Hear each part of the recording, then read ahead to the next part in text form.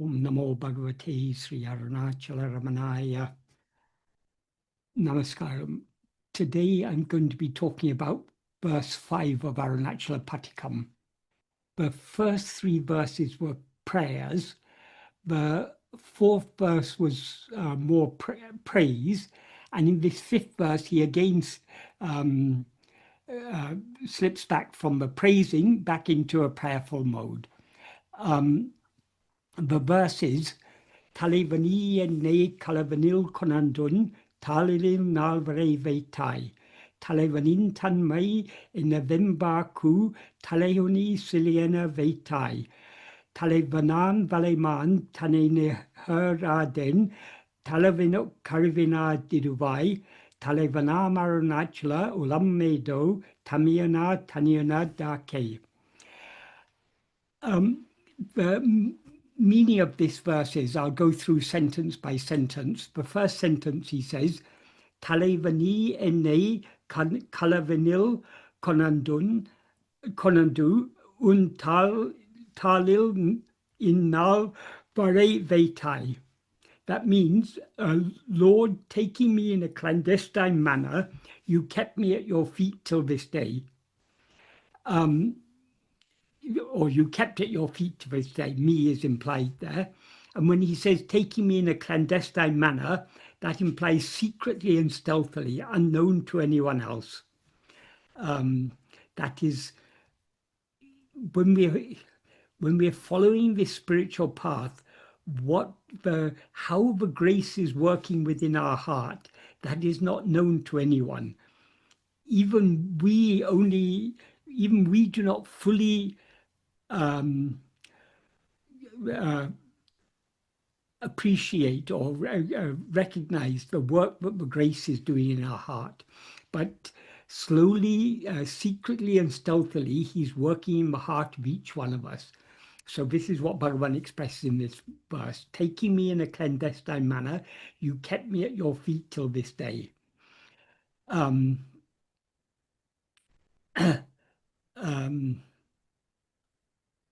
And then the next sentence is, Talevanin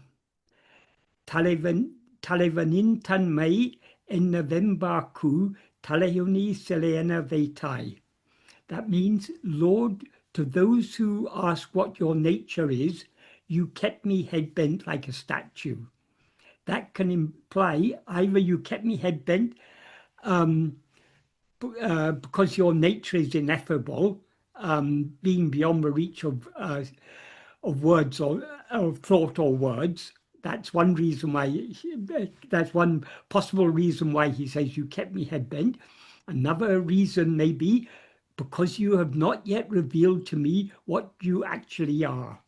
That is, these verses give room for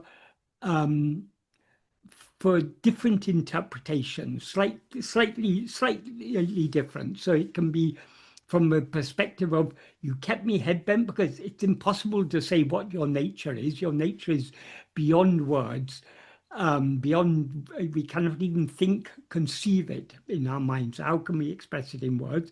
That's one way we can interpret this sentence. Another way is, it's in a more prayerful sense,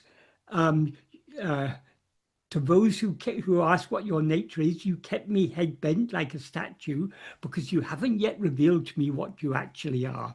You've kept me at your feet, but you still haven't revealed yourself to me fully. So slightly different bhavas are suggested by this sentence. And then the next sentence is, Talevanan valeman tane niharadu en talevinuk karivinu nadiduvai. What that means is, Lord, so that I'm not, literally it means, Lord, so that I'm not like a net deer, may you seek out the destruction of my weariness. What that implies is, Lord, so that I'm not like a deer trapped in a net, may you seek out and achieve the destruction of my weariness or suffering. When a deer is caught in a net, it's powerless to get out of that net. But out of fear, that deer will be struggling to get out of the net. So when we are caught up in this bondage, this false awareness, I am this body, we're like a net caught, a deer caught in a net. The more we struggle, the more um, we get entangled in this net of Maya.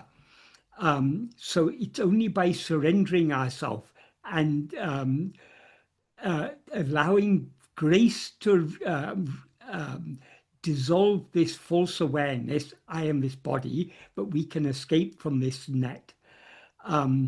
So long as we are caught in this net, we are suffering from, we feel weary and we are suffering.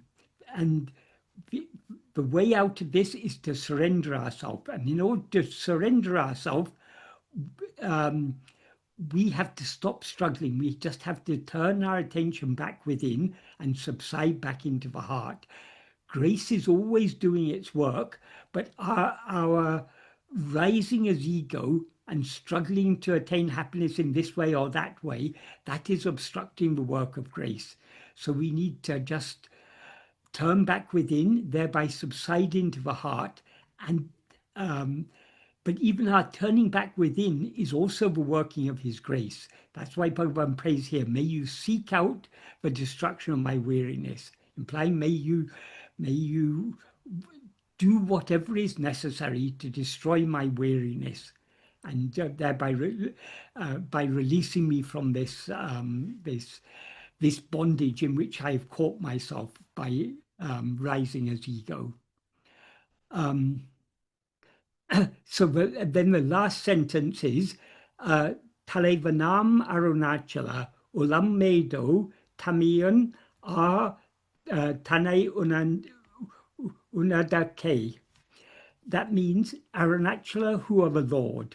The word he uses in this verse, that each line begins with the word Talevan.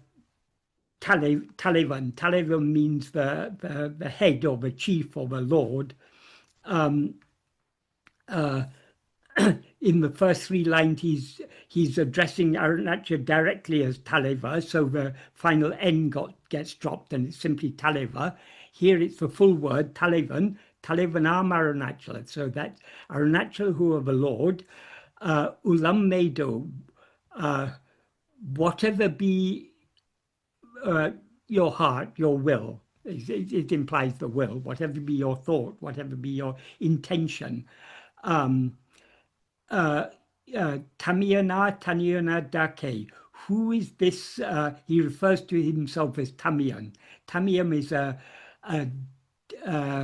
destitute person, a person who's on their own, lonely, destitute, or solitary. So who is this? This pitiful. It's a term of pity. So he's referring to himself in a pity. Who is this destitute person, this person of no value? Who am I to know what your will is? In other words, this is the implication is you do whatever you will. Who am I to judge that? He knows what is best for us. So we just have to surrender ourselves to him and let him do whatever he chooses to do, because whatever he chooses to do is what is best for us.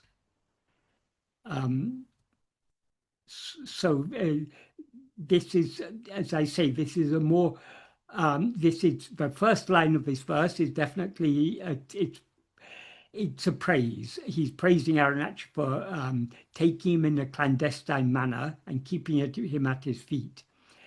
But then it slowly becomes more prayerful towards the end. In the second sentence, he says he's not able to express what his nature is. The third sentence, he says he refers to his situation as being like a deer caught in a net, and he prays to be relieved of the suffering of this situation. And in the final sentence, the the implied meaning, it's a question, it's a rhetorical question, who am I to know what your will is? But that implying you do whatever you will. That is the implication. So again, it's more prayerful. And then in the next few verses, he continues in the prayerful mode. That is in verses 6, 7, 8 and 9 are all prayers. And then the final two verses, he's talking about the greatness of the grace of Aruṇācala. And he explains how the mere thought of Aruṇācala bestows mukti, how Aruṇācala bestows mukti by making us think of him. So the subsequent verses we'll discuss in subsequent meetings. So if anyone has any question about this or any other matter. I think there are sort of general questions that people have, so I'll just start with Yeah. the first one. So the first question is, on the subject of vegetarianism, while I assume that eating meat does not align with the spiritual path, I'm curious if Bhagwan had spoken on the subject. If all is God and God is inside both plants and animals, why should we discriminate about what we eat? Well, Bhagavan very, very clearly indicated that we should take, well, what he said explicitly is Mita Sattvika Ahara. Mita means moderate, implying moderate quantities, and also both in quantity and moderation in, for example, not having too spicy food or whatever. Mita Sattvika. Sattvika means what is conducive to a sattvic state of mind. Sattva literally means beingness. It implies calmness, clarity, and a state of mind that is conducive to turning within and surrendering ourselves. So he said the type of food we should eat is food that is, we should take moderate quantities of sattvic food that is conducive to a sattvic state of mind. If we consume the flesh of other animals that have been killed, that obviously isn't sattvic. Regarding plants, this question is often raised, oh, don't plants also have life? But I think we all naturally view animals as sentient in a different sense to the sense in which plants are sentient. Plants may not be totally devoid of sentience, but they don't respond as animals respond. If you tread on grass, it doesn't cry out. Whereas if you tread on an animal, it will cry out. So animals are much more like us in their response to the environment. So there is a difference between plants and animals. And we have to eat something. We can't. That is this human body. Well, all animals depend upon food for their survival, and all food originally comes from the plant kingdom. Even animals that are carnivores, they are eating other animals who have gained their nourishment from plants. So all nourishment ultimately comes from plants. So rather than there's less harm involved in consuming plant food than there is in consuming animal food. Another thing is many plants are designed by nature to be consumed. It's part of the, for example, fruit. Fruit contains seeds, and the means by which those seeds are distributed is by making the fruit very tasty so that humans or other animals consume those those fruit and thereby distribute the seed. So it's very clear that plants are designed to be eaten, well, particularly fruits are particularly designed to be eaten by humans. And other plant foods, leafy greens and grains and pulses and nuts and seeds. These are all a natural part of our diet, which is causing minimum harm. That is, we cannot live in this world without causing harm of some sort or other. But we need to minimize the harm we cause. And the harm caused by eating plant food is definitely far less than the harm caused by eating animal foods. And even from an environmental point of view, the, there's far more resources go into producing meat than go into producing plants, because in order to produce the meat, you need to feed plants to the animals. So it should be very obvious to anyone that eating plants is very much less harmful than eating meat. And also, we can also observe in ourselves the effect it has on our mind. If we eat meat, it will definitely have a clouding effect on the mind. It is eating meat is a mixture of rajas and tamas. Rajas is the quality of restlessness, activity, and tamas is the quality of dullness. So, for example, I can say from my experience, I grew up in a predominantly meat-eating society and a meat-eating family. So as a child, I ate meat, and it was just considered the normal thing to do. But when I went to India, I didn't even consciously become vegetarian. But naturally, when traveling around India, it's most restaurants or hotels, as they call them in India, serve vegetarian food. And it's generally vegetarian food is more hygienic than non-vegetarian food. So I was eating vegetarian food without even thinking about it.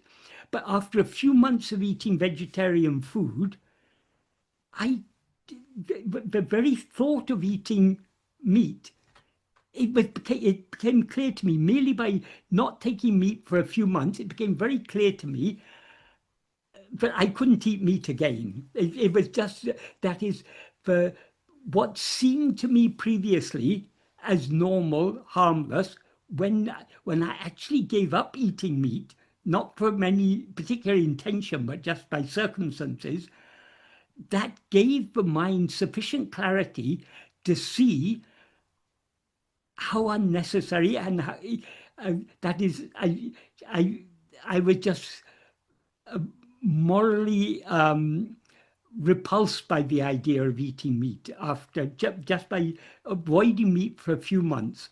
So definitely avoiding eating meat does give more clarity to the mind. And it will also give more calmness, it's definitely more conducive, firstly to a happy and contented life, and also to following any spiritual path. It's vegetarian diet is recommended in all types of spiritual paths in India, whether bhakti or yoga or whatever it is. All spiritual paths recommend, it's one of the fundamental things, is a vegetarian diet. And it definitely makes a difference. And Bhagavan was very, very clear about it.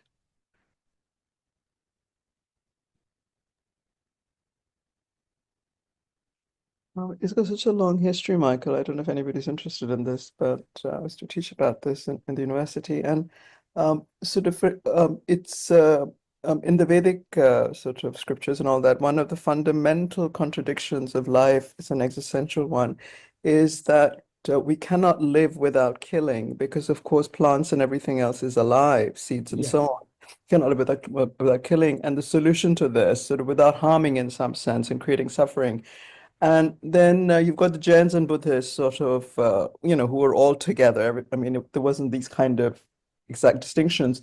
Then talking about this, and it's quite interesting because the Jains have sort of, they developed this hierarchy because for them also, things are alive, plants, animals, and so on, was, there was a hierarchy of the number of senses that a sentient or a living being has. So you have plants have one sense, which is that of touch, right? Yes. And then, the insects will have three senses, and I can't remember, which has two. And then you've got the four senses, and then the five sense sort of animals, the higher animals, so to speak, and then human beings who have more cognitive abilities and have all five senses. And then with the number of senses, you also have more agency. You're able to respond, to express, and so on. But it's actually quite alarming. But but in the Ved, they will say, the entire thing behind karma is that, say for example, if you cook rice, then those grains are actually screaming in pain. But of course, it's silent. They can't express it in the way that an animal. So it's quite interesting. But together with that, I mean, sort of Jains don't like to talk about it so much, or don't admit it, or the Buddhists. But what Mahavira and the Buddha really, because the entire thing was not to harm. I mean, that was the tenet. Ahimsa was the backbone, from the beginning. And it was that they weren't, so the main thing was not to harm anyone or anything, any living creature, with either your body, with your speech, or your mind, with your thoughts. It's all three, always, body, speech, and mind. You mustn't harm in any of these ways, but you also mustn't cause to be harmed. You mustn't use somebody or something else to harm. And you mustn't approve or consent to harming either. So what that kind of meant was that if, for example, an animal had died, say simply, normally, for the earliest Jains and Buddhists, you could eat if it had normally died, but you could not eat anything which was killed for you. That was not allowed. So the entire thing was about harm rather than, whatever. Anyway, sorry, just a digression. Okay. No, but I mean, this thing about avoiding harm is fundamental in all spiritual paths. But we have to be realistic. We cannot, that is, what is the first harm that is caused is by our rising as ego. By rising as ego is sometimes referred to as Brahmahatya. We are killing Brahman. Of course, Brahman can never be killed, but in effect, we are killing Brahman because Brahman is what we actually are. When we mistake ourselves to be just this small person, we are well,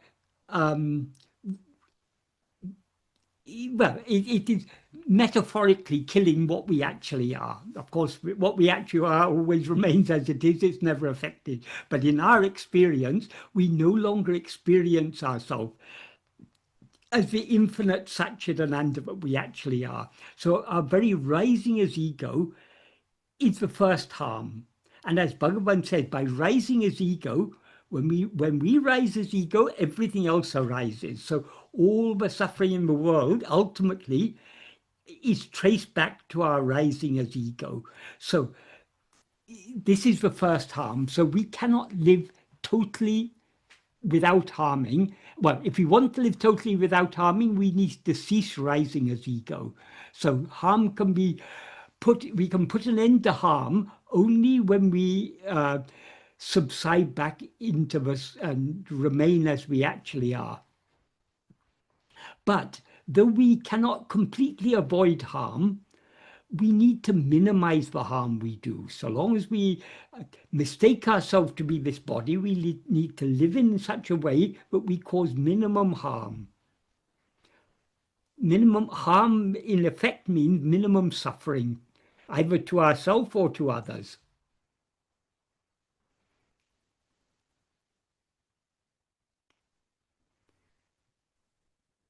The next question, Michael. Yes. I think it was mentioned in Annamalai Swami's page about Bhagwan, mentioning how many people on the spiritual path struggle with sex. I am curious to know more on the subject. Why is the grip, especially of lust, considered powerful for spiritual seekers? And also, while on the topic, does ejaculation hinder spiritual progress somehow? Well, because we identify ourselves as a body, and because the animal bodies reproduce by sexual means, there is hardwired into us, so long as we identify ourselves as a body, this sexual desire is is is hardwired into us. For some people, it may be stronger. For other people, it may be less strong. There are said to be some people who are asexual. That means they have no sexual attraction at all. They're not attracted to sex at all. They are lucky ones, but for most of us, this is a very strong desire. And any desire takes our mind outwards, away from ourselves. So in that sense, it's harmful in the spiritual path. Regarding the harm of ejaculation, according to some yogis, some types of, in some tantric paths, they consider ejaculation, you're losing energy, you're so it's weakening your spiritual power or something. Oh, there's so many different types of beliefs people have. How much truth there is in that, I don't know, but ejaculation is natural. For men, particularly in young age, men tend to ejaculate even in sleep. I mean, then young men tend to wake up from sleep ejaculating. Not always, obviously, but it happens. So it's a part of a biological process. Of if you have a male body, that's the nature of the male body, but it's the sexual act itself is not harmful from a spiritual point of view. What is harmful is the desire for that, because that desire is taking our mind outwards, creating attachments and everything. So, but the solution to this sexual desire, there's no simple solution to it. For some people, the most appropriate way to deal with sexual desire is abstinence. So for some people, living a life of celibacy is the best way to deal with sexual desire. For other people, it's more appropriate to uh, to give some room for the fulfillment of that sexual desire, but within certain constraints. So within the constraints of a committed, loving relationship, a marriage or whatever. So there are various ways in which we can try and deal with this, but however we try and deal with it, that is, it's something that is very deeply embedded in us. Ultimately, the only way to overcome sexual desire entirely is to give up identification with the body. We don't have sexual desire when we're asleep, because that is in dreamless sleep, because we don't identify ourselves as a body. As soon as we identify ourselves as a body, we are susceptible to becoming prey to that sexual desire, which can be a very, very strong desire. Even if we don't satisfy that desire physically, still the mind will tend to fantasize about such things. So this is it's something that not only spiritual aspirants, anyone has to deal with this. It's a problem for everyone. Many people may not view it as a problem, but it is a problem, because so long as we have any desire, desire arises out of a dissatisfaction, and desire creates dissatisfaction. So long as we have desire, we're not satisfied till that desire is satisfied. And when the desire is satisfied, even then we're not satisfied, because we want more of it, or we want something else. So there's a verse in Guru Vachakakubai in which Bhagavan says, there's no bottomless pit as impossible to fill as the pit of desire. however much we try and satisfy our desires. In another verse, he says it's like pouring petrol on a fire. You can't extinguish a fire by putting petrol on it. We can't extinguish desire by gratifying our desires. So desire of any kind is a problem in the spiritual path because it's taking our mind away from ourselves. Or if we're on a path of devotion, it's taking our mind away from God. Instead of thinking of God, we're desiring this or that. So one of the major things we are trying to achieve on any type of spiritual path is overcoming the grip of desire in its myriad forms. Sexual desire is one particularly strong desire, but any desire is is is is harmful to us. That is what, if we had no desire at all, we would be contented with whatever we have or whatever we don't have. But so long as there's desire there, there's discontent, there's dissatisfaction. And discontent or dissatisfaction is what is called dukkha, which is also translated as suffering. To be dissatisfied, to not be perfectly satisfied is a state of suffering. And the spiritual path, the whole aim of the spiritual path is removing suffering and attaining happiness. So what anyone on a spiritual path is trying to achieve is what any worldly person is trying to achieve. It's just how we try to achieve it. The worldly person thinks they can remove their suffering and gain happiness by acquiring more wealth or more name and fame or more sensual gratification or more learning or this or that. On the spiritual path, we've at least come to understand to some extent none of these things are going to satisfy us. So we look for the satisfaction within ourselves.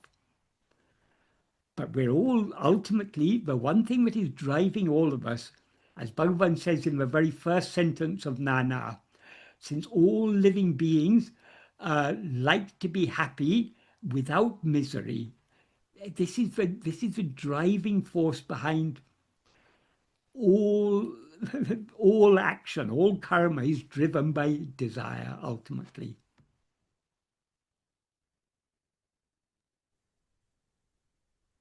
Thank you, Michael. Mm.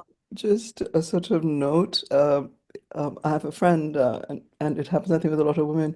They feel quite disturbed because when you sort of read any of the poems of these women, sort of bhakti sages, it could be somebody from South India or Yeah, somebody like Lala from the North or South India, or it could be Christian mystic, like Teresa de Avila.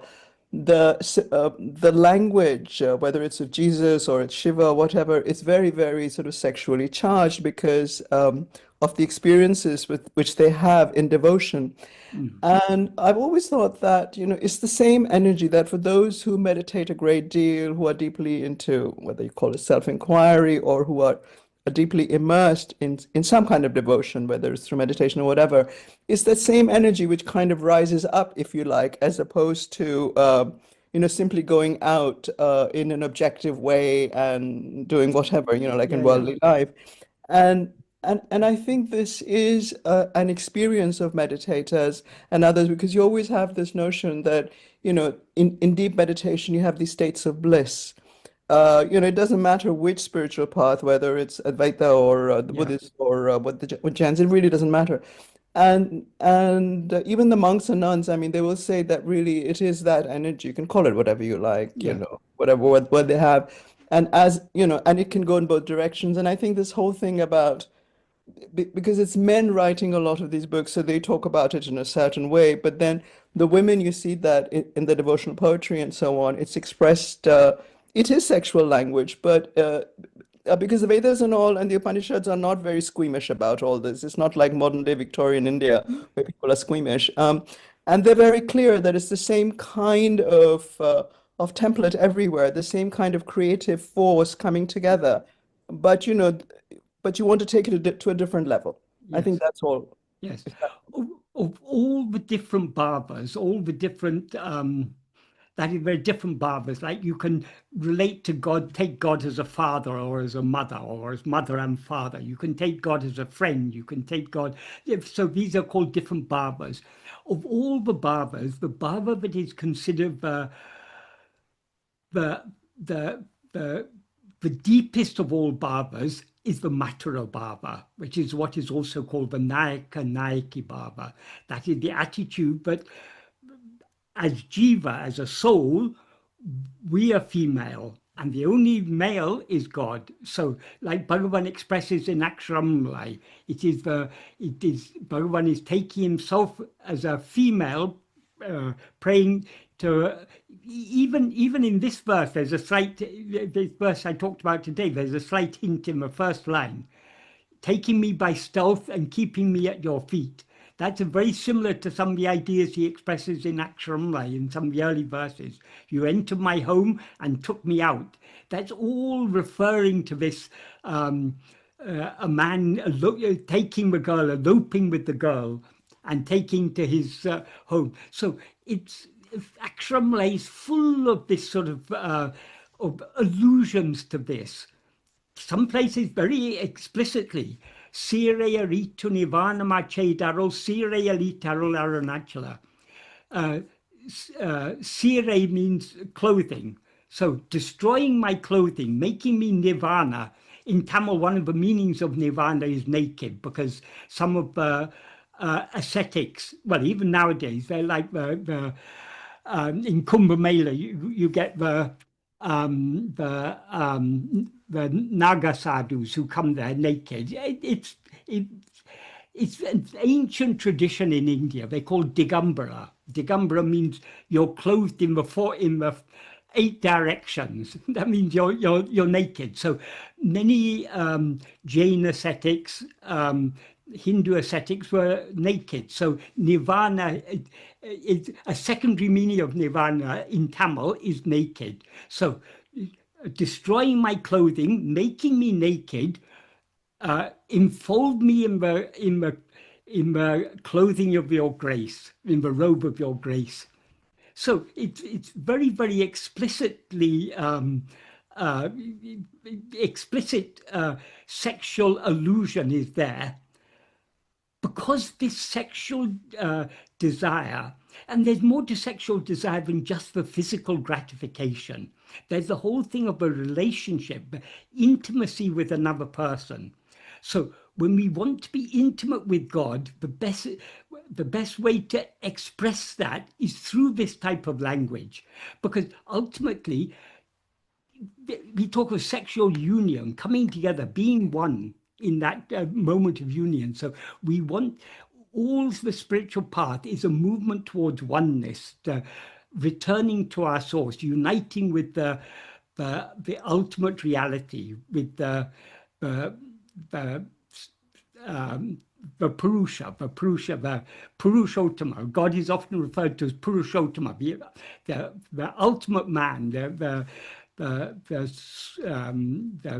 highest man of all. So we, as jivas, we are all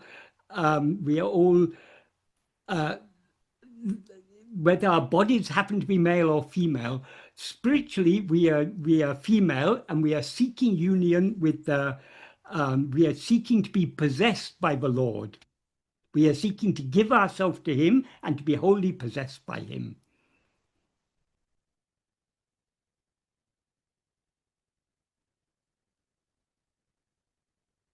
Cool. The next question: when we investigate ourselves, Can I just say one thing? There's one very nice story of Mirabai. Mirabai was a saint in North India. She was a great Krishna bhakta. Once she had heard of some particular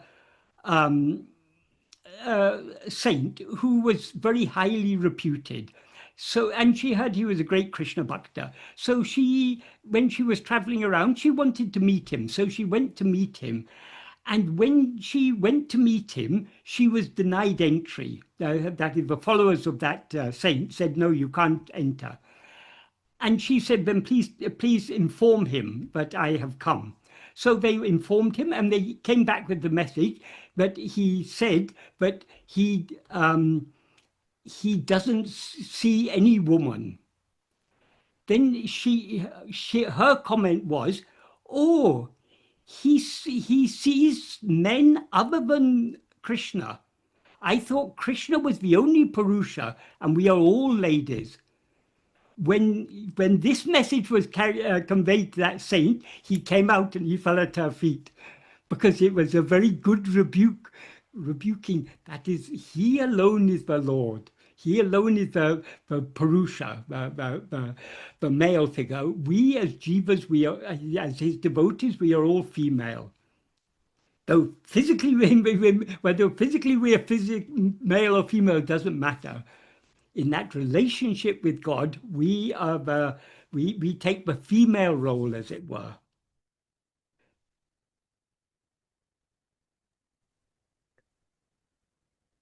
The next question, when we investigate ourselves, I'm assuming that we do so in silence. If so, what is the nature of the investigative process if there is no inner dialogue? How is our self-understanding deepening? Is it simply by growing more familiar with the sensation of inwardness or peace? Or is it a feeling of melting into love? How are we supposed to implement this investigation? To just say that we should investigate who we are is a little ambiguous.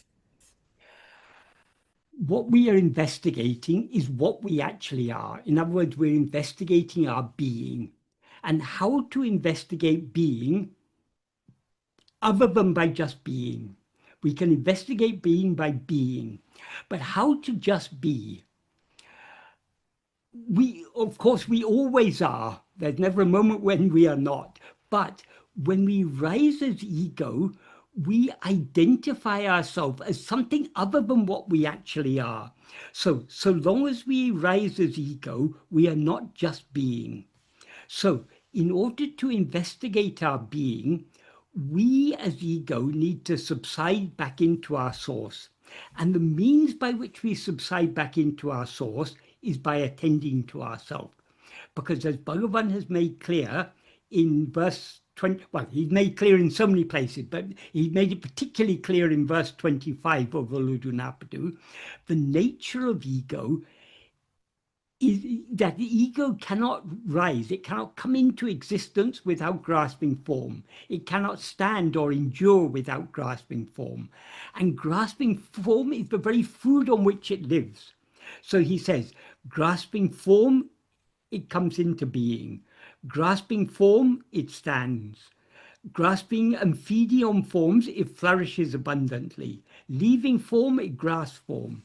So the very nature of ego is to be constantly grasping things other than itself. And so long as it's grasping things other than itself, it is feeding itself, it's nourishing itself.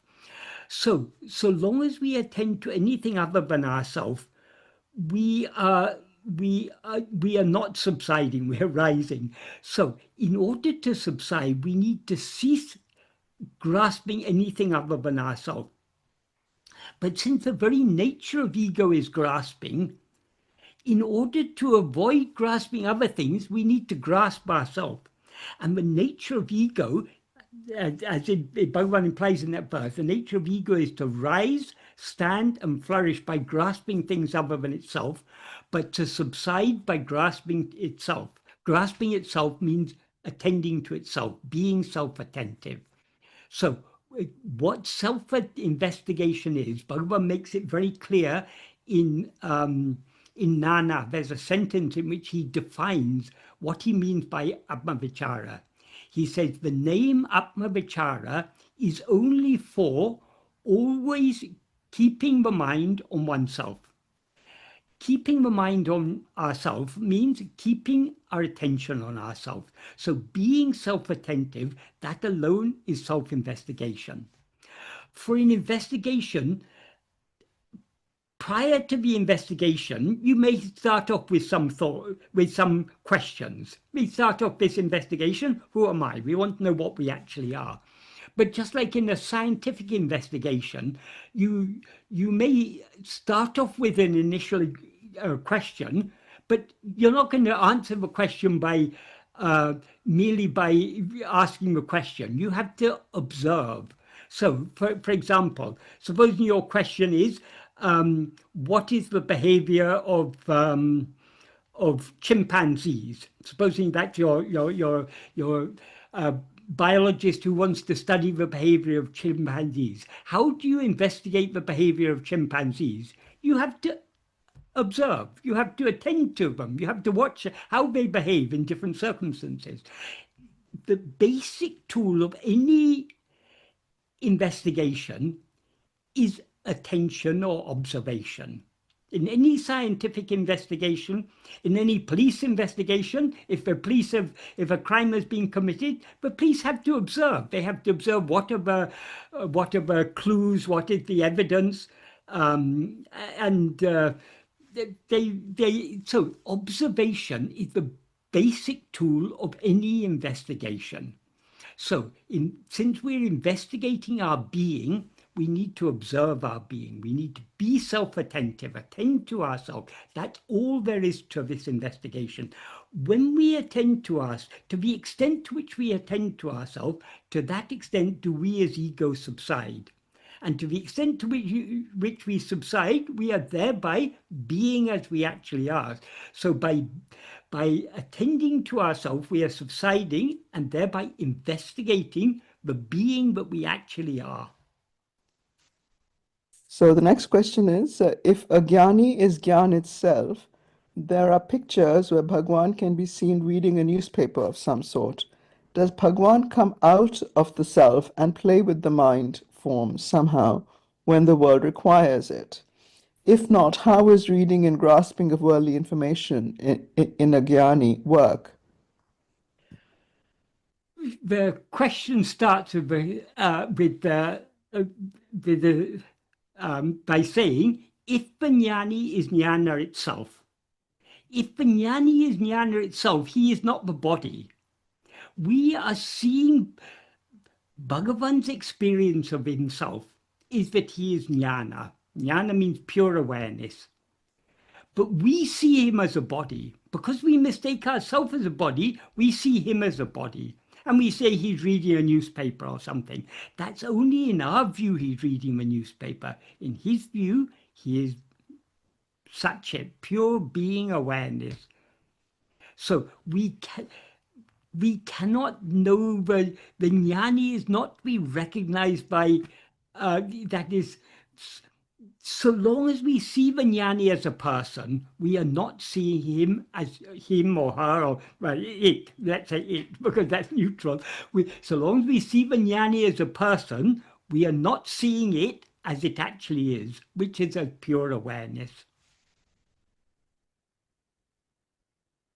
For Bhagavan, there's no coming out or going back in. He is pure awareness, is immutable. It never undergoes any change. It always is as it is. So Bhagavan is our own reality. It's only in our view that he seems to be a person. Why does he seem to be a person? Because our mind is outward going, our own reality, our own being, our own very own what we actually are has appeared outwardly in the form of Bhagavan in order to give us these teachings to turn back within.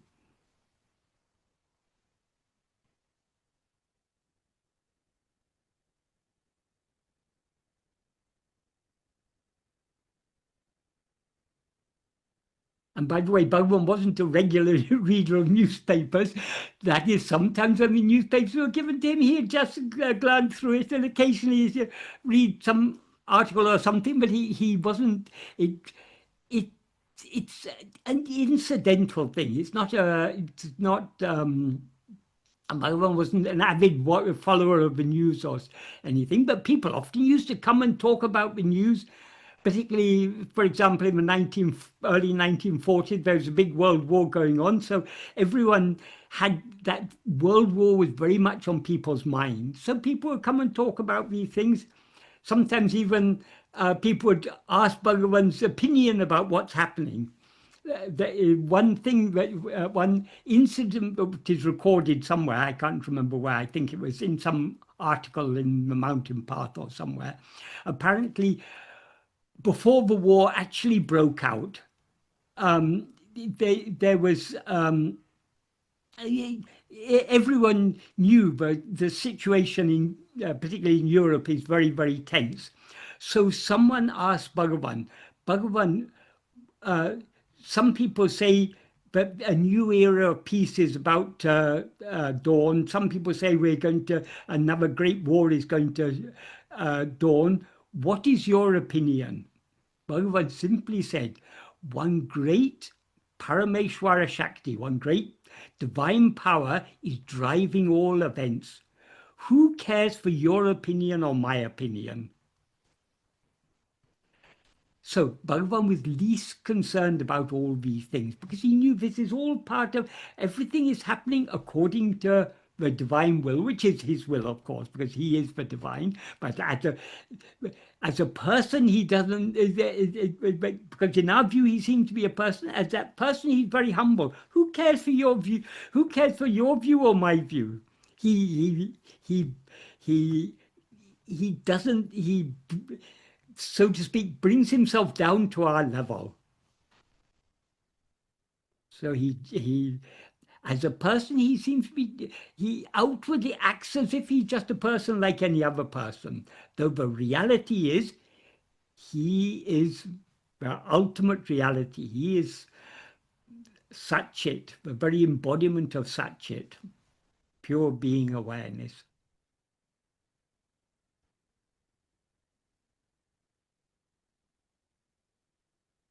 Next question. This is from Raghu. It says, Uladu Narpadu Anubandhanam.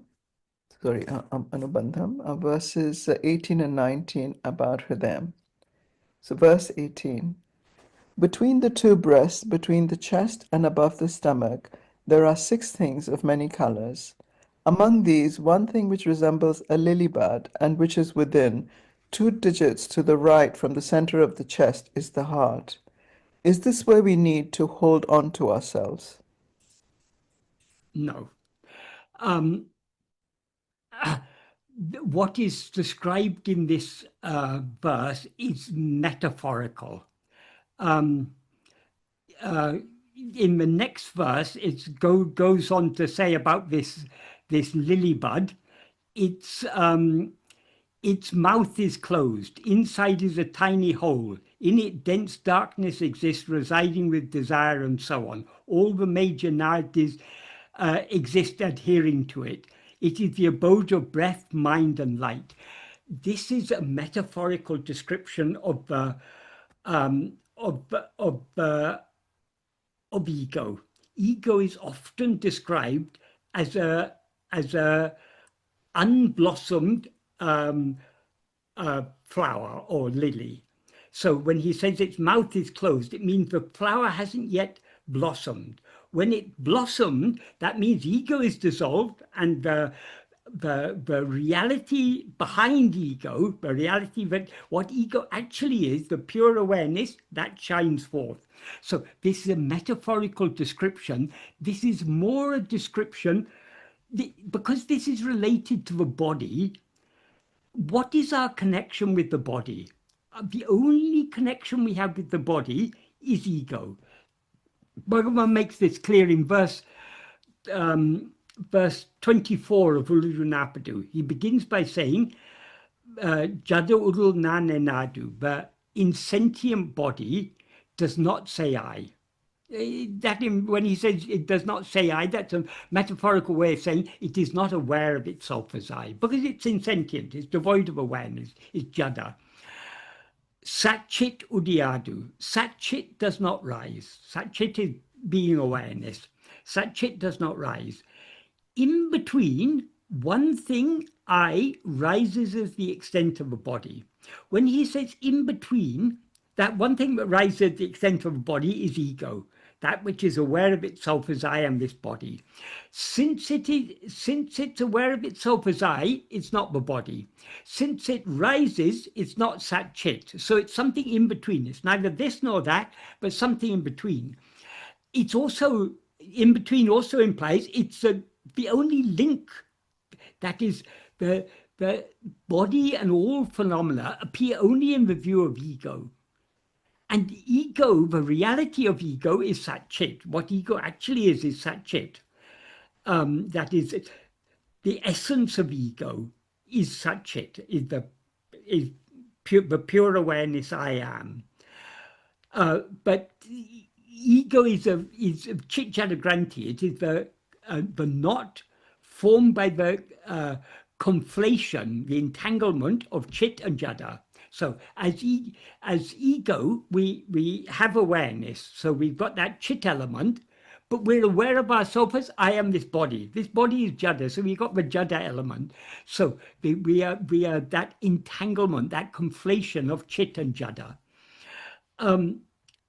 So the only connection between Sat Chit, which is the real heart, and the body is ego. So what these two verses describe is heart in the sense of ego, not heart in the sense of the ultimate heart. And Bhagavan himself has given a comment on this verse.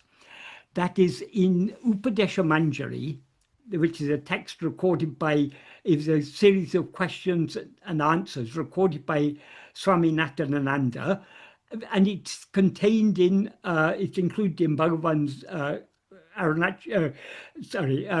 Nutaratu, that is his collected works in Tamil. In chapter 2 of Upadesha Manjari, question 9 is, what is the nature of what is the swarupa of Hridaya? Hridayatin swarupam yadu. What is the swarupa of the heart? And Bhagavan's reply is, though the texts that describe the heart say, and then he quotes these two verses from Anubandham, he then goes on to say, in Paramata, that means the ultimate truth, the meaning for the term Hridaya is only Atman, oneself. Since it is distinguished by the lakshanas, the indicative marks or characteristics called Sat, Chit, Ananda, being, awareness, happiness, Nitya, permanence, and Purna, fullness, wholeness. Differences such as inside and outside and below and above are not found for it. In which place all thoughts cease, that motionless place, he's using the word place in a metaphorical sense, it's not a literal place in time and space. In what place all thoughts cease, that motionless place alone is called the state of Atman, oneself. When one stands experiencing its swarupa, its real nature, as it is, there is no place there for investigations such as, or investigations or questioning such as whether it is either inside or outside the body. So what he describes in these two verses is only in relation to the body. So it's not the heart, it's not the ultimate heart, it's heart in the sense of ego. And then there are further verses in Uludunapadu Anubandham in verses 21 onwards. Bhagavan has translated some verses from Yoga Vashista. And in that, in verse 21 is Rama's question.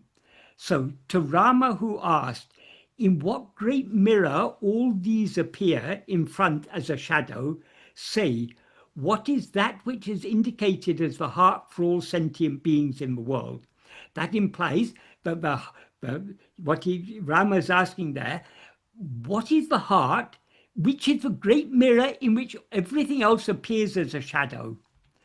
Vishista Muni says, his reply, when considering the heart for all sentient beings in this world is of two kinds.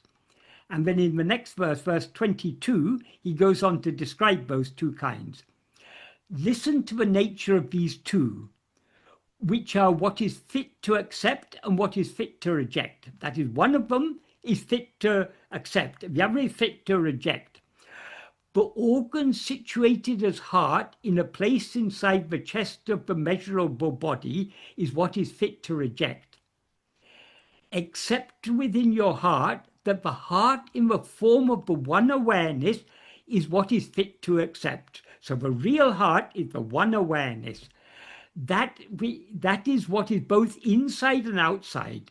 It is not what is inside outside. So it is both inside and outside, but it's neither only inside nor only outside is the implication. And then he goes on to say in verse 23, that alone is the principal heart, the Mukhya Hridayam. In it, the entire universe is residing. It is the mirror for all things whatsoever. Mirror here means that in which everything appears. Just like the screen in the cinema, where all the pictures appear on the screen. So in those days, they didn't have cinemas and cinema screen. So he uses the analogy of mirror. In those days means in the time of Yoga Vasistha, when Vasistha was teaching Rama, they didn't have cinemas, so he refers to a mirror. So it is the mirror for all things whatsoever. In other words, it's that in which everything appears. It alone is the home for all riches. Riches here can be taken as a metaphorical all spiritual wealth. Therefore, the awareness for all sentient beings is what is declared as the heart. It is not a small portion in the perishable stone-like insentient body. So this is the Bhagavan's the decided teaching. The heart is not anything physical. And he alludes to this also in the last original work Bhagavan composed was Ekamma Panchakam. He composed in 1947. And because so many people had misunderstood what he had said about the heart on the right-hand side of the body, what he says in the third verse of Ekamma Panchakam, Tannol tan irikau. Tannol tanu irika. So when the body is within oneself, tan jada udul tannol iripada tan unum. One who thinks tan unum anavan. A person, the one who thinks that that oneself is within this insentient body. Oneself here is referring to the heart, because the heart is, as Bhagavan said, the real meaning of heart is Atman, it's ourself.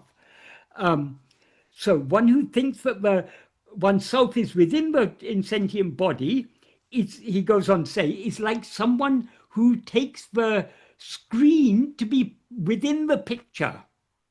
The picture is appearing on the screen. But if we think the screen is just a little part of something appearing in the picture, we are failing to understand. So likewise, taking the heart or oneself to be something within the body is like taking the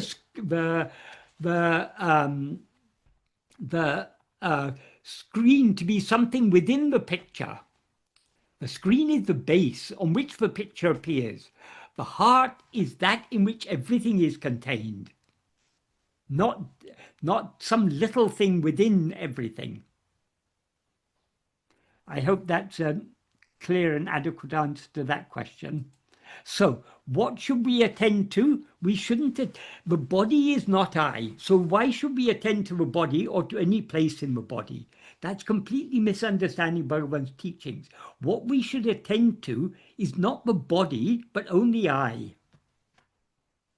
That is, ego is a conflation of the false awareness, the conflated awareness, I am this body. What we have to attend to is not the body, but only I am. I am is the heart.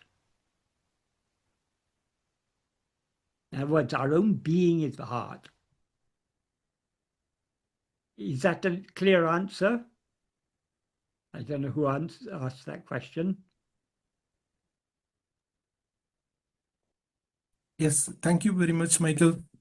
Appreciate it. Yeah. Michael, I have a follow-up question on this. Actually, this stems from Nanyar. 1 minute. Okay. The question, what is the means for constantly holding on to the thought, who am I? Question number 11.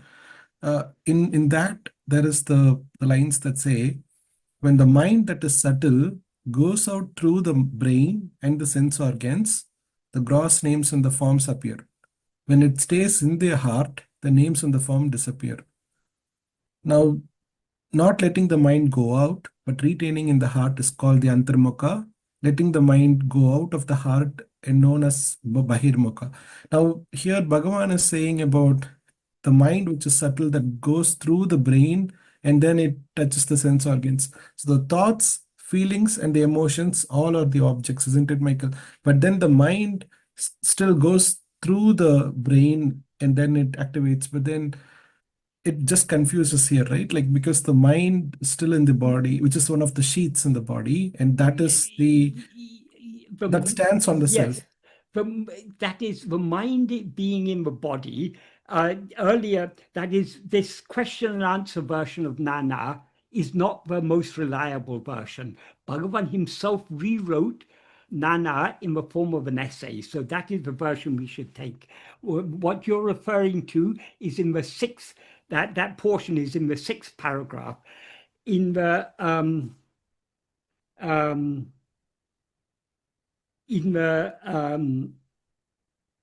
in the previous paragraph, the fifth paragraph, he begins by saying, in the dehatil nan endru Vadu eduvo aduve manamam.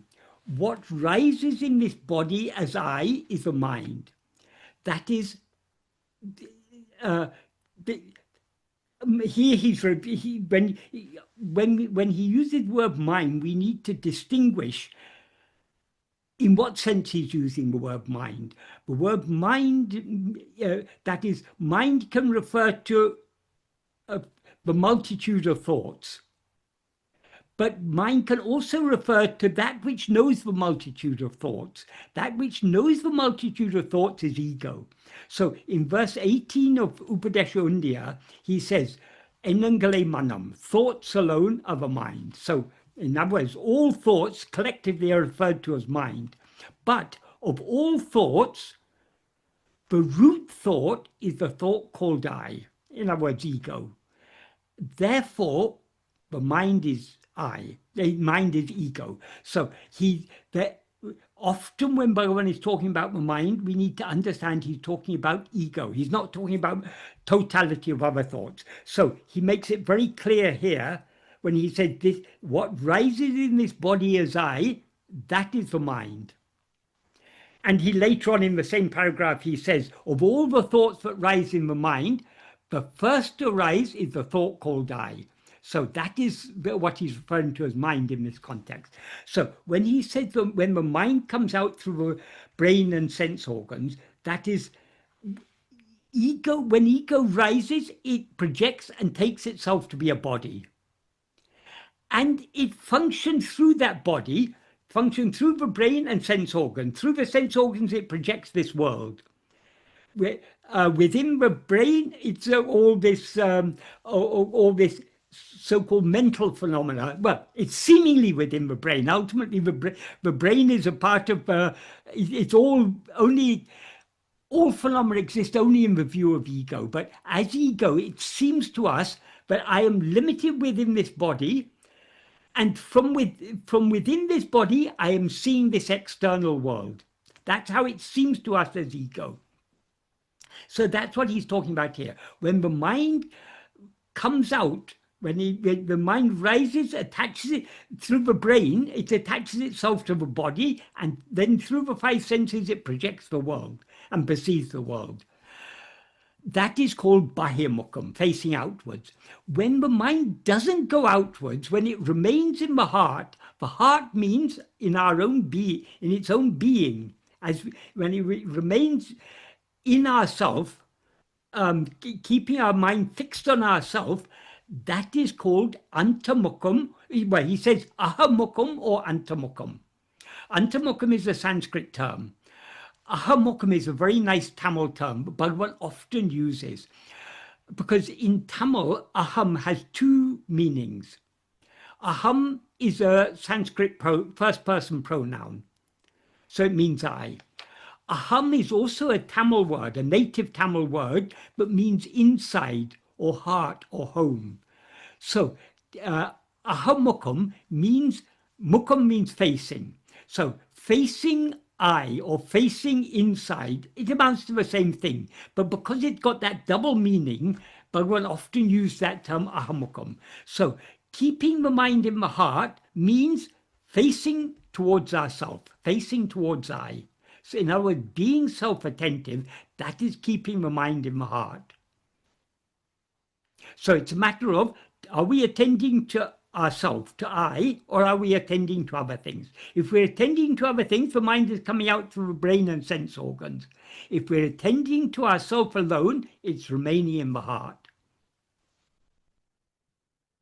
Okay. Thank you, Michael. Right.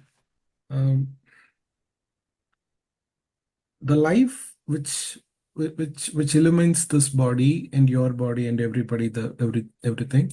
So that is just the will, the 5 sheets. The one of them is that. Yeah, the life, the prana, it doesn't illumine the body, it enlivens the body. Okay. That it gives life to the body. What illumines the body is ego. Okay. The awareness. And when it doesn't illumine just the physical body, it illumines the prana, the manas, the buddhi, and the chittam. That is all the 5 sheaves.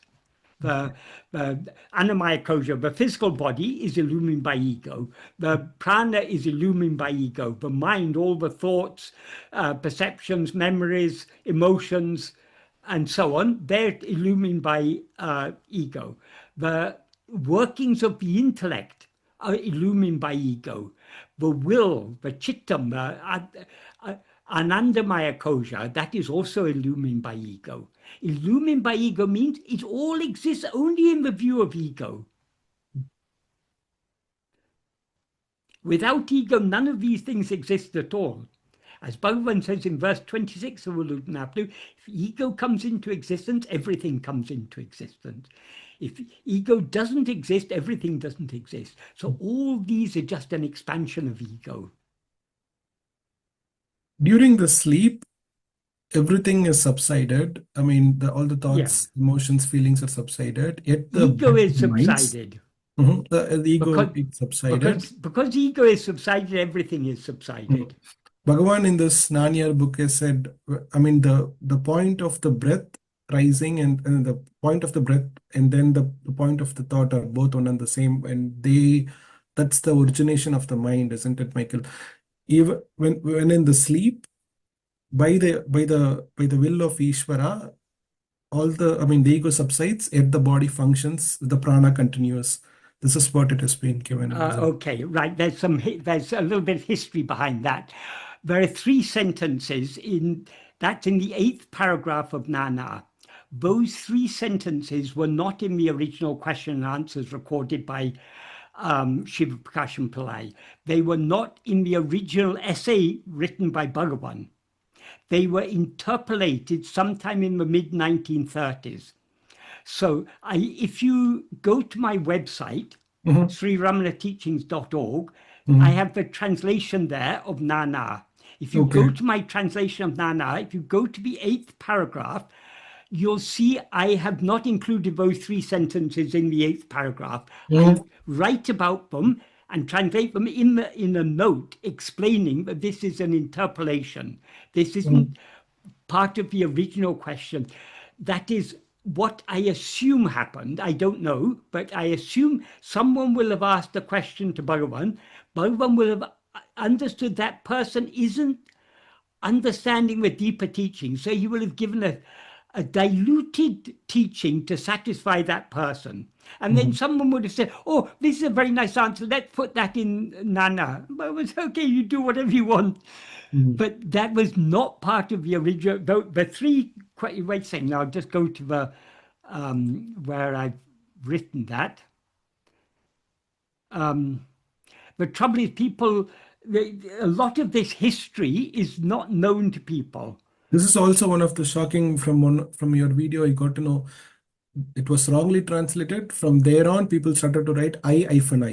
Yes, I am I, and then it just become I, and then people are like, there is I, and it's which confused. loses the meaning completely, Yes. because the whole point is I am I.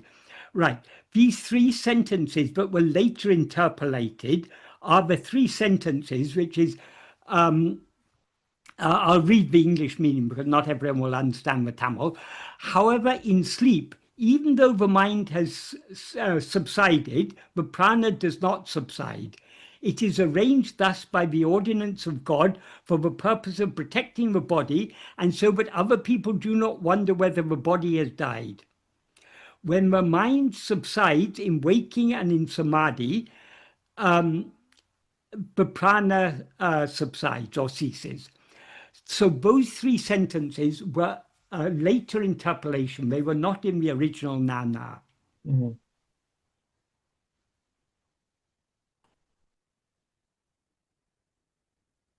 Okay, so these are for the devotees' questions and answers. That Yes, was yes. okay. That is, Bhagavan has to answer at a level that will suit people. So often Bhagavan answers the questions, often not his pure teachings. Mhm. They're suited to the grasping power and the needs of each individual. That's why when Bhagavan was asked what teaching should be given for the uplift of the masses, it's recorded in talks, he said, teachings cannot be given en masse. Teachings need to be according to the taught. So Bhagavan, in many of the answers we find in books like Talks, Day by Day, and all these things, many of them are not representing the core teachings of Bhagavan. He's adapting his teachings to the needs of the individual he's talking to. Okay, That's why Michael. it's very important to pay attention to Bhagavan's own original writings, because there he's giving his pure teachings. Mhm. Because these things are the ones that are sold as Nanya, and it's like the ones which has been in the English translation. So I will take a note of the one from your website, Michael. Yeah, the one from my the original website one, right? is the essay version as it appears in Bhagavan's collected works in Tamil. Okay. That is, Okay. Bhagavan wrote this essay version in, I'm not sure exactly, but I think it was probably 1926 or 27. Mhm.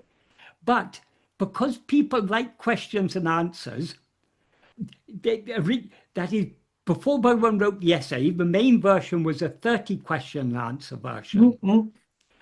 Based on that, Bhagavan rewrote that in the form of an essay.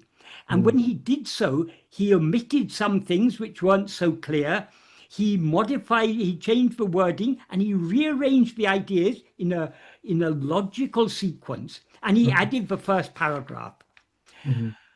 That 30 question and answer version continued to be published up to about the early 1930s. Mhm. From 1931, the ashram started publishing its own books. Before 1931, no books were published by the ashram. Mhm. So when they started publishing, they knew Bhagavan had written this essay version. So they wanted to but they knew people liked to have question and answers. So this 28 question and answer version was a mixture of the 30 question and answer version and Bhagavan's essay version. But some of the things that Bhagavan had deliberately omitted in the essay version, they retained in the 28 question and answer version. So it's all a big confusion. And in that 28 question and answer version, these three sentences were interpolated, and then they were interpolated here in the essay version. So we should when Bhagavan has taken the trouble to rewrite it in the form of an essay, that is the only version we should depend upon. Because that Bhagavan has his own, he very carefully, he changed the wording in places, he omitted certain ideas that could be give room for misunderstanding. This essay version is very carefully crafted by Bhagavan. But most people are not even aware of it. They only know the question and answer version. Because that's what's sold, because people like question and answers. Mm. But if we want the real teaching of Bhagavan, why don't we take the version he himself wrote? Mhm. Thank you, Michael, because this is like the very important context uh, of these words that are very interpolated in these times, because Yeah, people I, one of the things which I caught from yeah, your video, it was surprised, totally was shocked at that point. yeah, And then now today, because of this Ulladana Anubandham, here it says about this heart, and then this stems up from the question and answers of Nanyar, where it again points out that the mind is a subtle and it reaches the brain, and then it starts with the projecting the organs and all these things. So it's like again and again, it just confuses.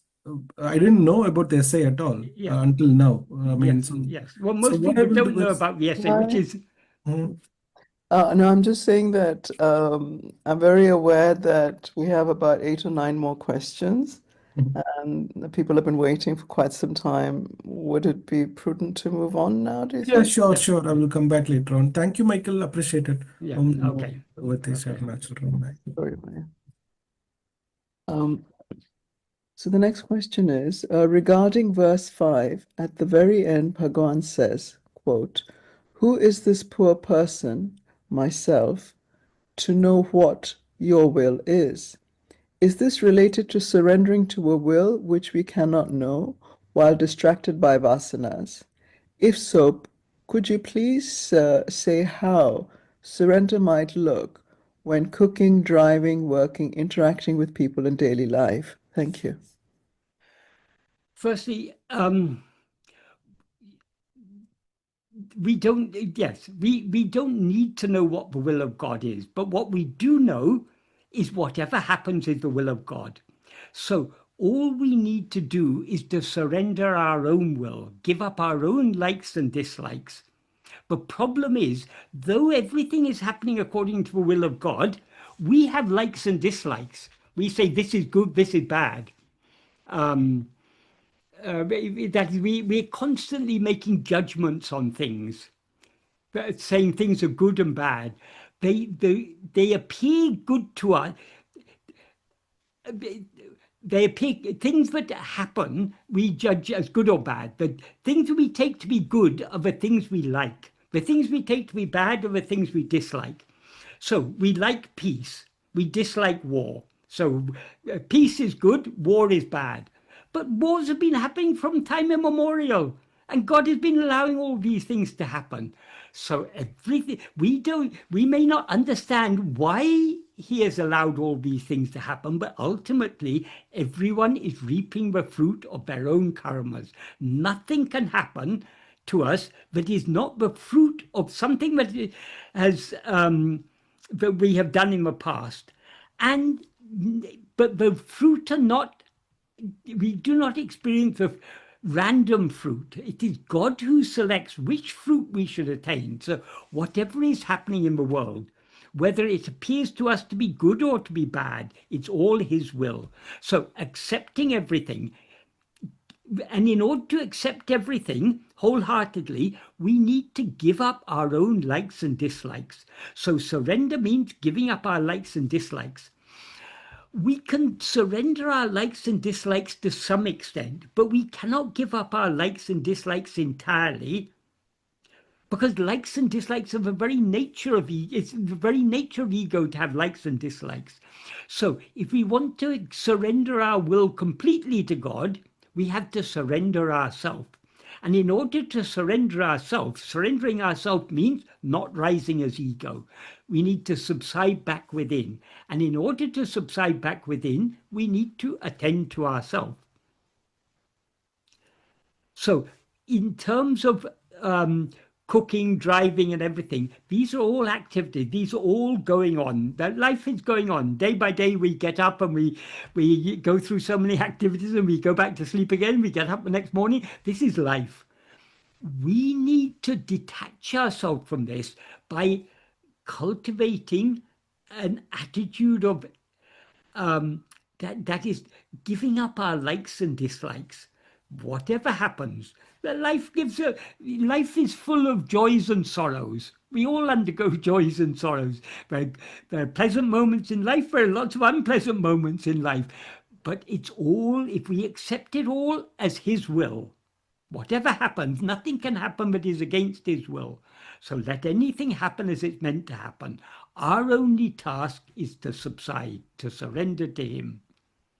So in the midst of our day-to-day activities, we should be trying more and more to turn our attention within and thereby to subside in the heart. Whatever is to happen will happen. Whatever we have to do, that is, people would say, oh, if I attend only to myself, then how can, I've got so many responsibilities. I've got a family, I've got to earn money for my family, I've got to look after my children, I've got to look after my elderly parents, I've got a responsible job, there's so many responsibilities I've got.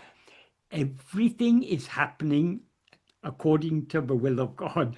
As Bhagavan makes very clear, that is a very, very important paragraph, is in Nana, is the 13th paragraph, in which Bhagavan says, he first defines what is real surrender, what giving oneself to God actually means. He says, Anma chintane tavira vera chintane kalambavataku satram idum kodamul atmanishta paranai iripade tanai isanuku alipadam. What that means is, I'll just break the sentence up a little to make it easy to understand. The main clause is Atmanishta paranai iripade tanai isanuku alipadam. That means being Atmanishta paran. In other words, being as we actually are, is giving ourselves to God. That's the main clause.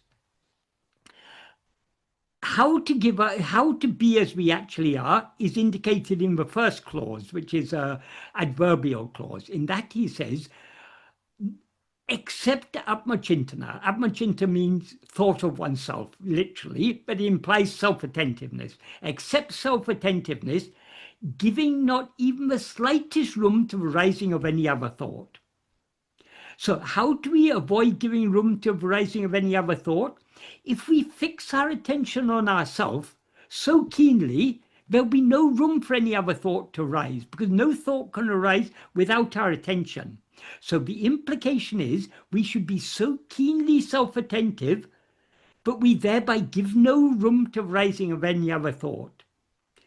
Thereby we subside and remain as Atmanishta paran, one who is firmly established as oneself. In other words, being as we actually are, and that is giving ourselves to God. In other words, the state in which ego subsides by not attending to anything other than itself, by attending to itself alone, that is self-surrender. So if that is what Bhagavan is asking us to do, what about all our responsibilities? What about all our responsibilities for our family, our responsibilities for our workplace, responsibilities for society? What about all these things? If we surrender ourselves to Bhagavan, to God, by holding on to self-attentiveness, everything will happen as it's meant to happen. As he makes clear in the next 3 sentences, what he says in the next sentence is, however much burden we place on God, he will bear all of that burden. So if we are intent on attending to ourselves, and thereby giving no room for rising of any other thought, even the burden of thinking we are giving to him, he will bear it. He's bearing the whole universe. Can he not bear the burden of thinking for us? So he'll do the thinking for us.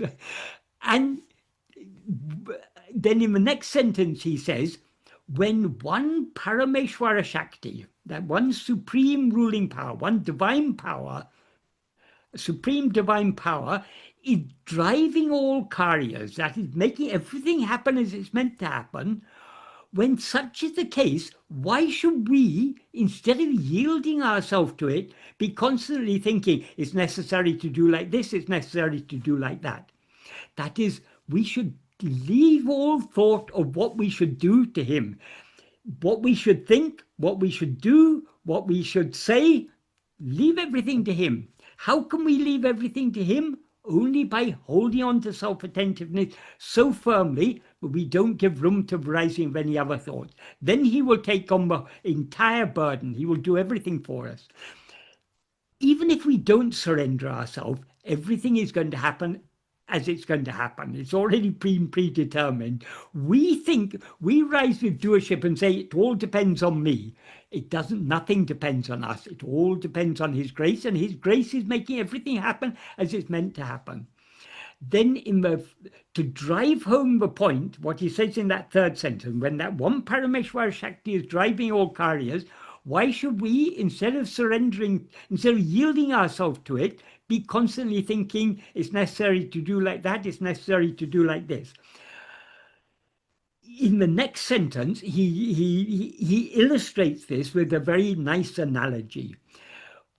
When we're traveling in a train, we know that the train is carrying all the burden. The train is carrying us, it's carrying our luggage, it's carrying everything.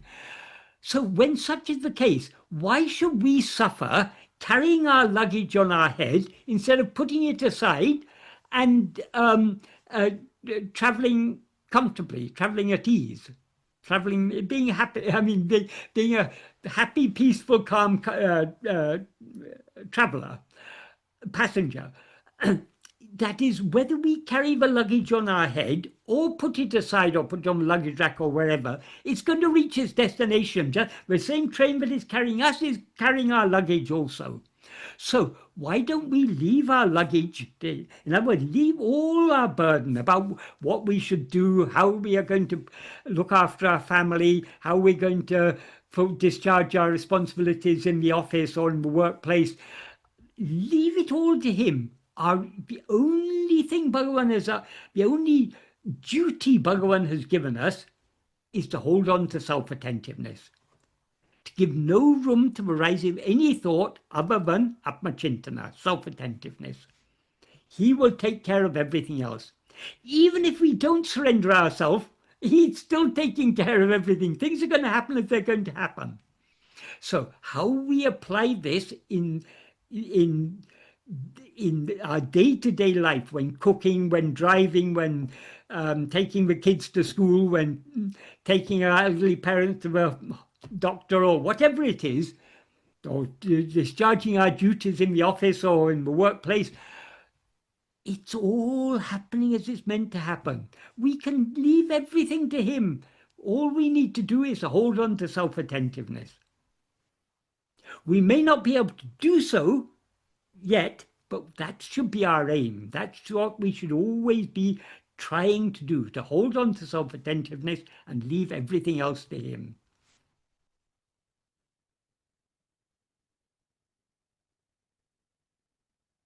I hope that's a clear answer to that question. That's not my answer, that's Bhagavan's answer.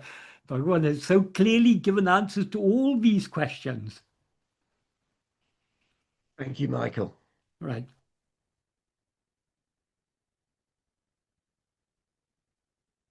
The next question is, if realization has to be of the self, why is there an indication of a Lord in this verse to be a giver of grace? Why is there a distinction between self and Lord when the existence is only of oneself or the self? There is no distinction between the Lord and ourself as we actually are. What we actually are is infinite Satchidananda, pure, infinite. That is, Bhagavan describes in verse 28 of Upadesha Undiyar. Anadi, that means beginningless. Ananta, endless, limitless, infinite. Akhanda, unbroken, undivided, Satchidananda. That is what we actually are. And that is what God actually is. There's no difference between us and God. The only difference is when we rise as ego, we identify ourselves as a set of adjuncts. We limit ourselves as a set of adjuncts. So when we rise as ego, we're aware of ourselves as I am this person. As this person, we are some very insignificant creature in this vast universe. So we seem to be different to God. We seem to separate ourselves from God by rising as ego. Actually, God is always our own being. We are never anything other than God, but we seem to be separate from God. So it is meaningful, so long as we rise as ego, to talk about God and to talk about the love of God, the grace of God. All this is meaningful. But that God we are talking about is nothing other than our own reality, nothing other than what we actually are. It seems to be separate from ourselves because we've limited ourselves, but it is always what we actually are. It is the one infinite whole, other than which there is nothing.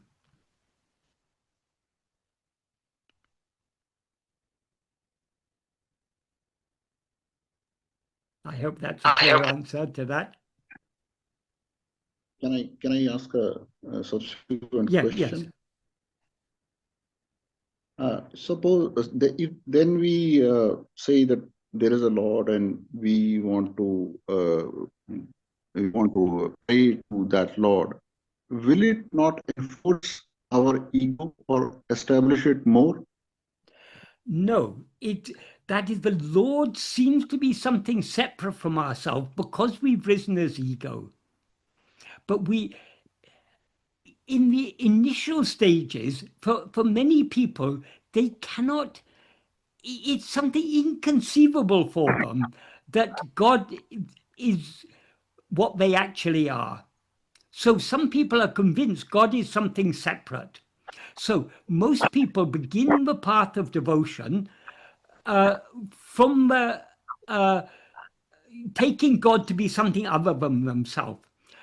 But as we follow the path of devotion, our mind is slowly purified. And in the purified mind, we come to recognize that God is nothing other than our own being. So in Upadesha Undya, Bhagavan says in verse 8, rather than Anya Bhava, Ananya Bhava, in which he is I, is best among all.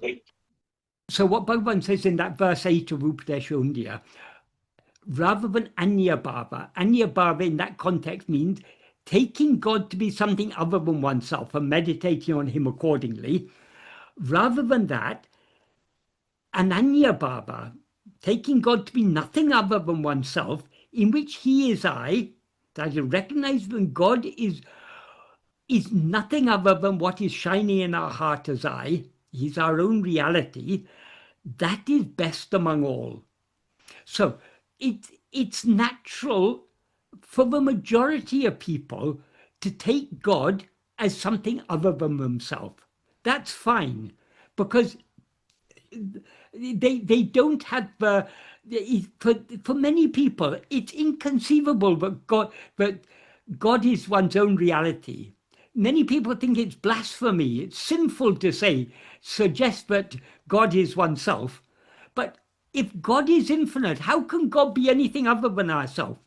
If we say that we are separate from God, we are limiting God. If God is infinite, nothing can be separate from him. So the more mature devotion, in the more mature devotion, there is a recognition that God is one's own self. Not this little self. God is not Michael or Aman. God is the reality of that I that is aware of itself as I am Michael or I am Aman. So Okay. if we understand that, then there's no conflict, because as ego, I seem to be something. As ego, we seem to be something powerless, or to have very little power. We can't even control our own mind. Our mind is going here, there, and everywhere. We feel ourselves so worthless, weak. All that it seems to be true so long as we take ourselves to be ego. But when we recognize God is our own reality, he's the nearest and dearest, he's our very own self, then we can though we know he's our own self, because we recognize that as ego we seem to have limited ourselves, we pray to him for his grace, for his unlimited power to release us from this false limitation that we've set upon ourselves. Is that clear? Yes, that is clear. So it means that we have to keep trying and have to wait for the moment when automatically you come to know of the reality. Yeah, yes. All that, I think. But we need to keep on following the path. We need to keep on trying to turn our attention within. Because only by turning our attention within, can we come to know ourselves as we actually are. And what we actually are is that infinite reality that is otherwise called God. Right. Right. Thank you very much. Okay, you're welcome. The next question is, if it's okay to ask, could Michael please share his experience of practicing in the world while having a job after living at the ashram? How was it for him to leave the ashram and go back into secular society? What did he find helpful to his practice in the world? Was he active in the world with friends, family, etc.? Life goes on according to destiny.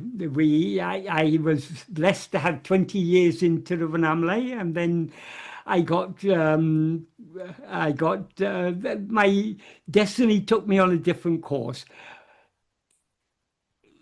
But one thing, having been caught by Bhagavan, we can never escape. So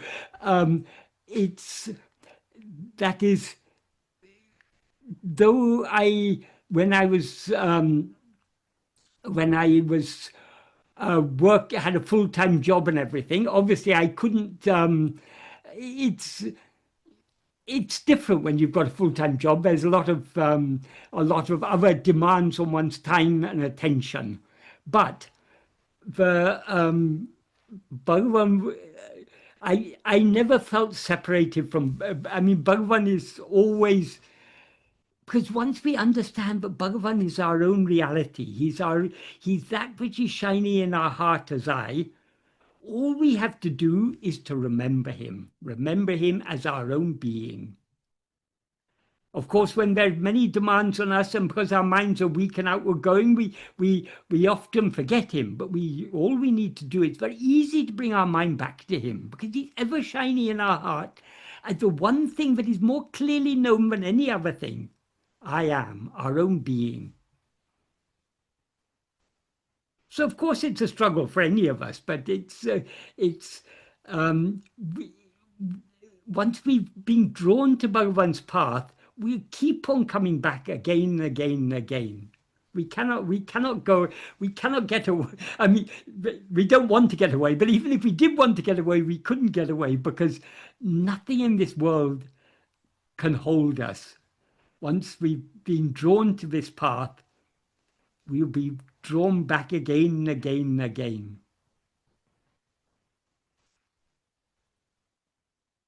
But outwardly, my life was just like anyone else's life. But inwardly, that connection with Bhagavan in the heart,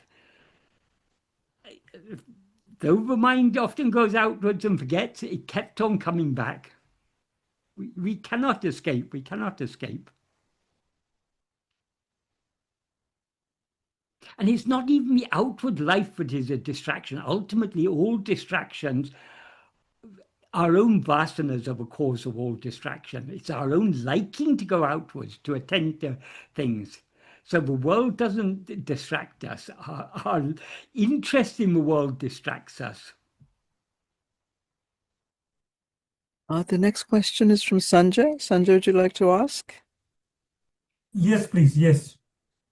So, sir, in this Path of Sri Ramana, 2023 edition, page 243, I'll read out what Sadhu Om says here, and then I'll ask a question. 243.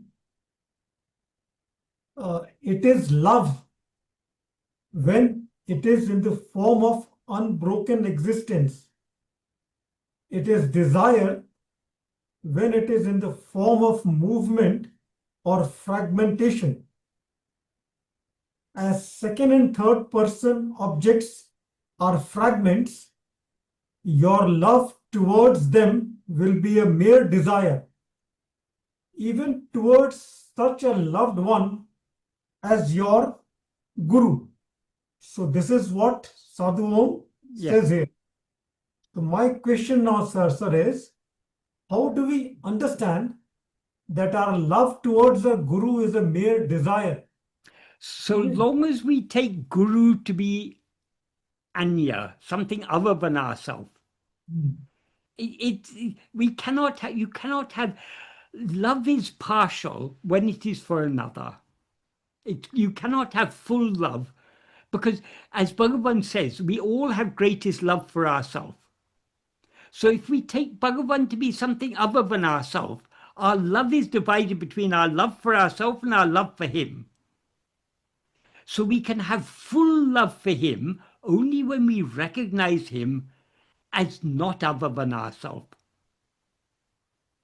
So though he appears outwardly in name and form, he's not limited to that name and form.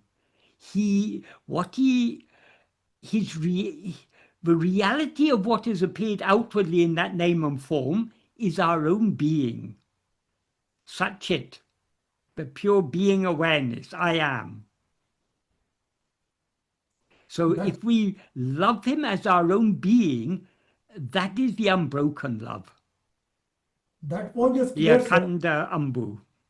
That point is clear, sir. What Sadhu Om is here saying is that even love towards a guru is a mere desire. How do we? How So can we long as you take the guru to be something other than yourself, the love is not pure love. Any love that is not pure love is desire. He's distinguishing love in its pure form, in which there's no separation, and love in its less than pure form, in which there's separation. He says, yeah. Yeah, you need to, that is, there's no rigid distinction between love and desire, but he's drawing a distinction. He's saying love means that fullness. Any love that is partial, any love that is limited is desire. So according to that definition, love for God or Guru as something other than ourselves is a desire, and therefore is inferior to the love where we recognize that God or Guru is our own being. I was just earlier referring to verse 8 of Upadeshundya. Rather than the Anya Bhava, the Ananya Bhava is best among all. So love reaches its fullness in Ananya Bhava. In Anya Bhava, the love is a partial love. So he labels it as desire. But in essence, love and desire are the same thing. They're not different things, but when it is for something other than ourselves, we call it desire. When it is for our own reality, we call it love, as he's defining it there. It could be, sir, one more reason. I was just thinking just now that Sadhu may be calling it a desire, because when we love God or Guru as something other than ourselves, we are desiring something from God or Guru. We are expecting something. Well, no, even if we are not expecting anything, we want to achieve, we want God. That is, if it's Nishkamya Bhakti, we're not asking anything from God, but we want God himself. That's a desire. That's a desire. But when we recognize God is our own being and love him accordingly, that is the fullness of love. But we can experience him as our own being only when we subside. So long as we rise, there seems to be a difference. Yes. So That all separation comes with the rising of ego. But separation is not real, but the appearance of separation comes with the arising of ego. Yes, so like Sadhu Om also says this thing, Sadhu Om says one more thing here. Hence, love is our being and desire is our rising. Exactly. That's just what I was trying to say in my own bumbling way. Yeah. Love is our desire is our Our rising. being is love, rising is desire. Thank you, sir. Yeah. Thank you, sir. Yeah.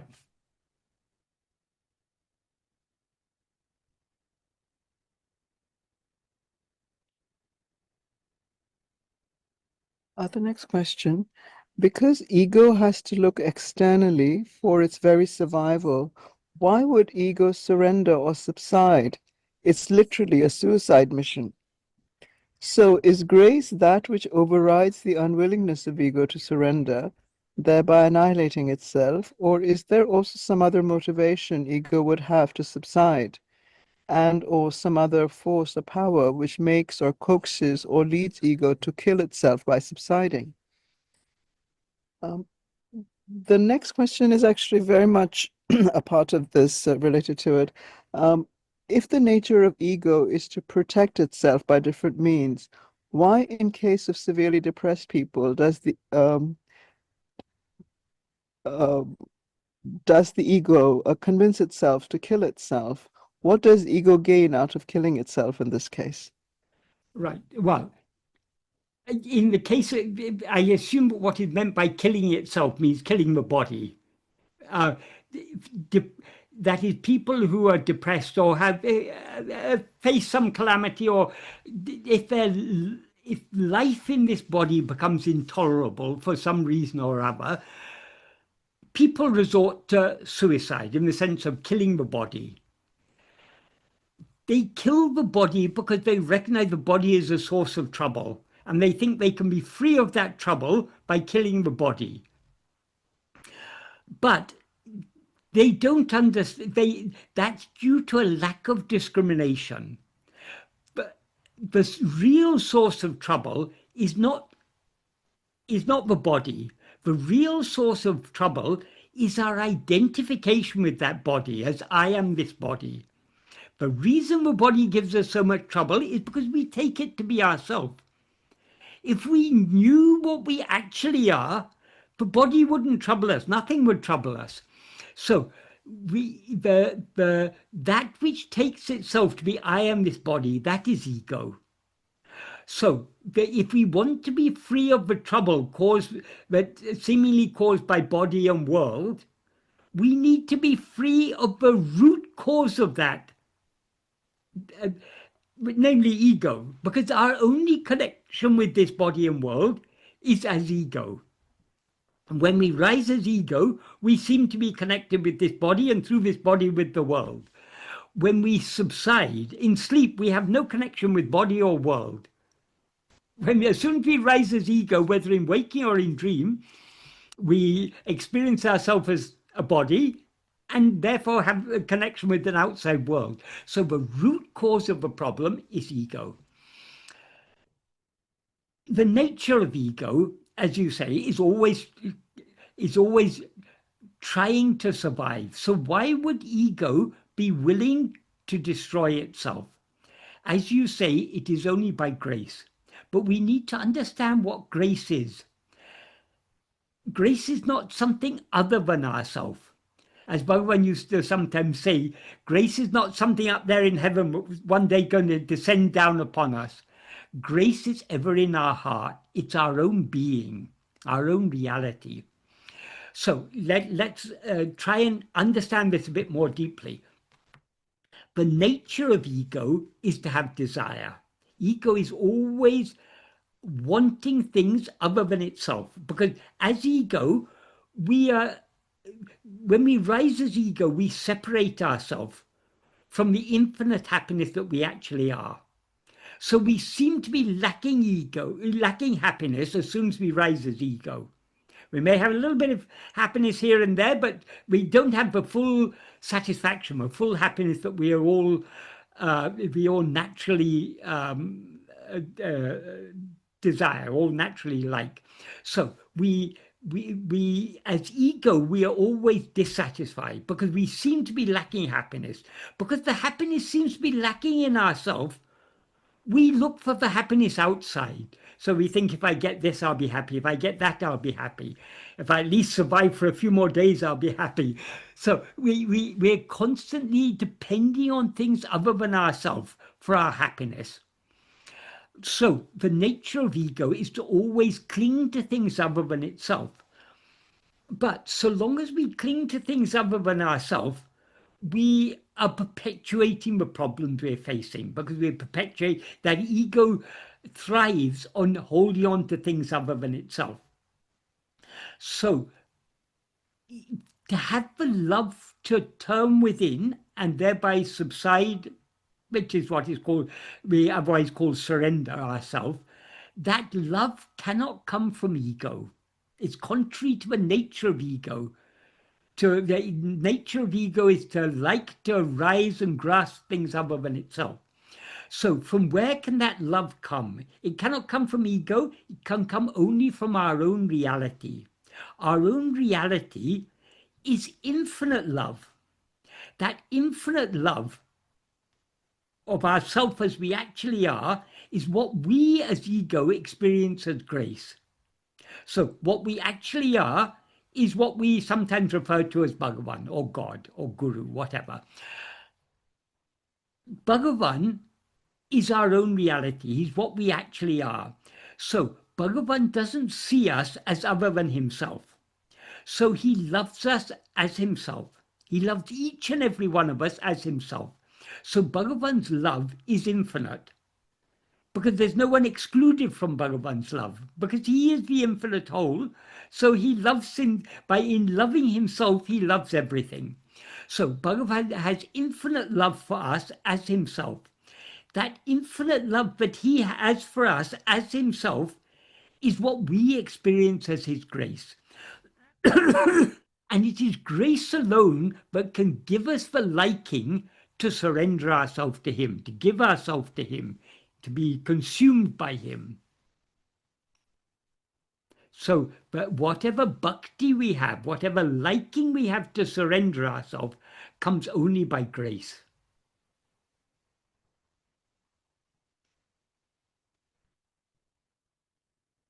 Killing the body is not surrendering ourselves. That is where, because of our craving for happiness, we think the cause of happiness are things outside, the cause of misery are things outside. So this body seems to be a cause of misery, we kill the body. But it's not the solution, because so long as there's ego, it will continue rising, projecting one body after another.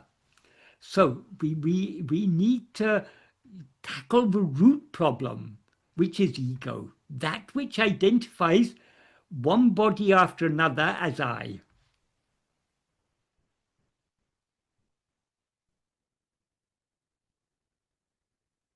And to have a love to surrender that ego can come only by grace, which is the infinite love that Bhagavan, our own reality, has for us as himself.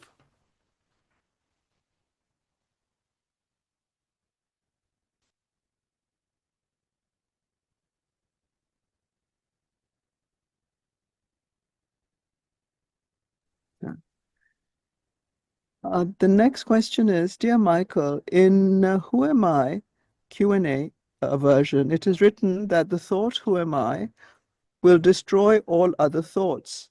And like the stick used in stirring the pyre will get in the end destroyed. The process described is when any thought appears, we have to inquire to whom it does. After the answer to me emerges, we have to inquire further, who am I? Thus, the process seems to be contained from 2 steps prior to being stabilized in one's own source. Is it the correct way, or is it something the author has added? No, that is, it's more or less the same in the essay version, but we need to understand what the words mean. When Bhagavan says the thought, who am I, he's using the word thought metaphorically.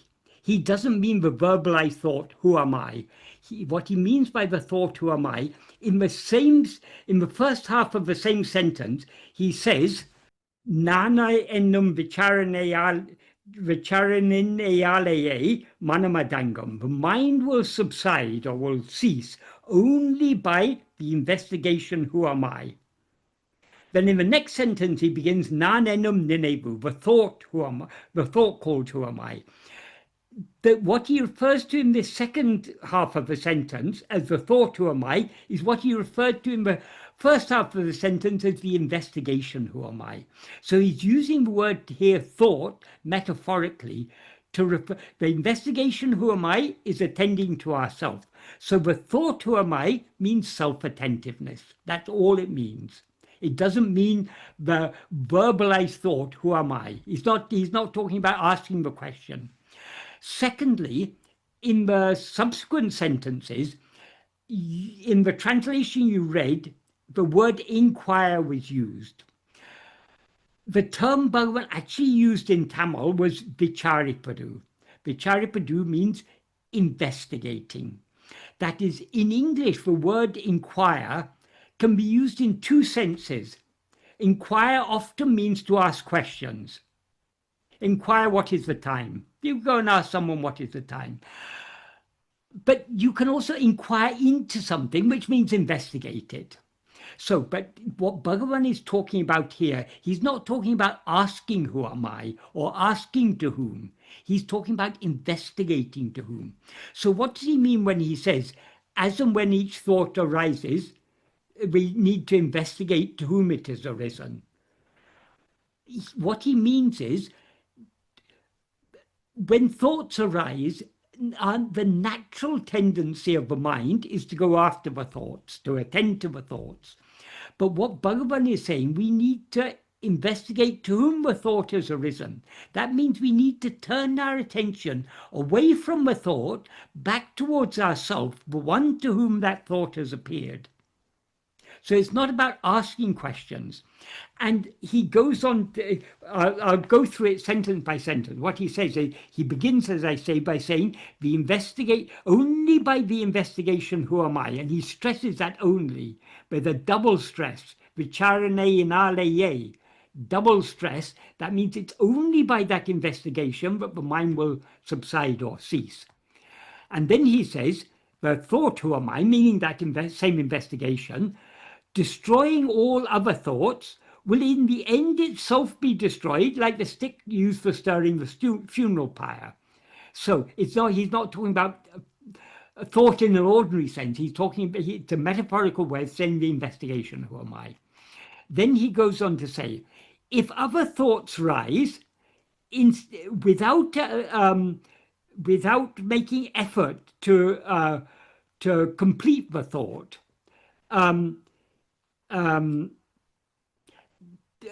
to whom it's necessary to investigate to whom they have arisen. So whatever thought arises, to whom does it arise? And it's important to remember here, when he says thought, he's not just talking about the mental chatter. As he said in 2 paragraphs earlier, the whole world is nothing but thoughts. So all phenomena are thoughts. The table is a thought, the PC is a thought, the light's a thought, the microphone is a thought, whatever's out the window is a thought. It's all just thoughts, it's all just mental impressions. So whatever may appear, to whom does it appear? So that means we have to turn our attention back towards ourselves.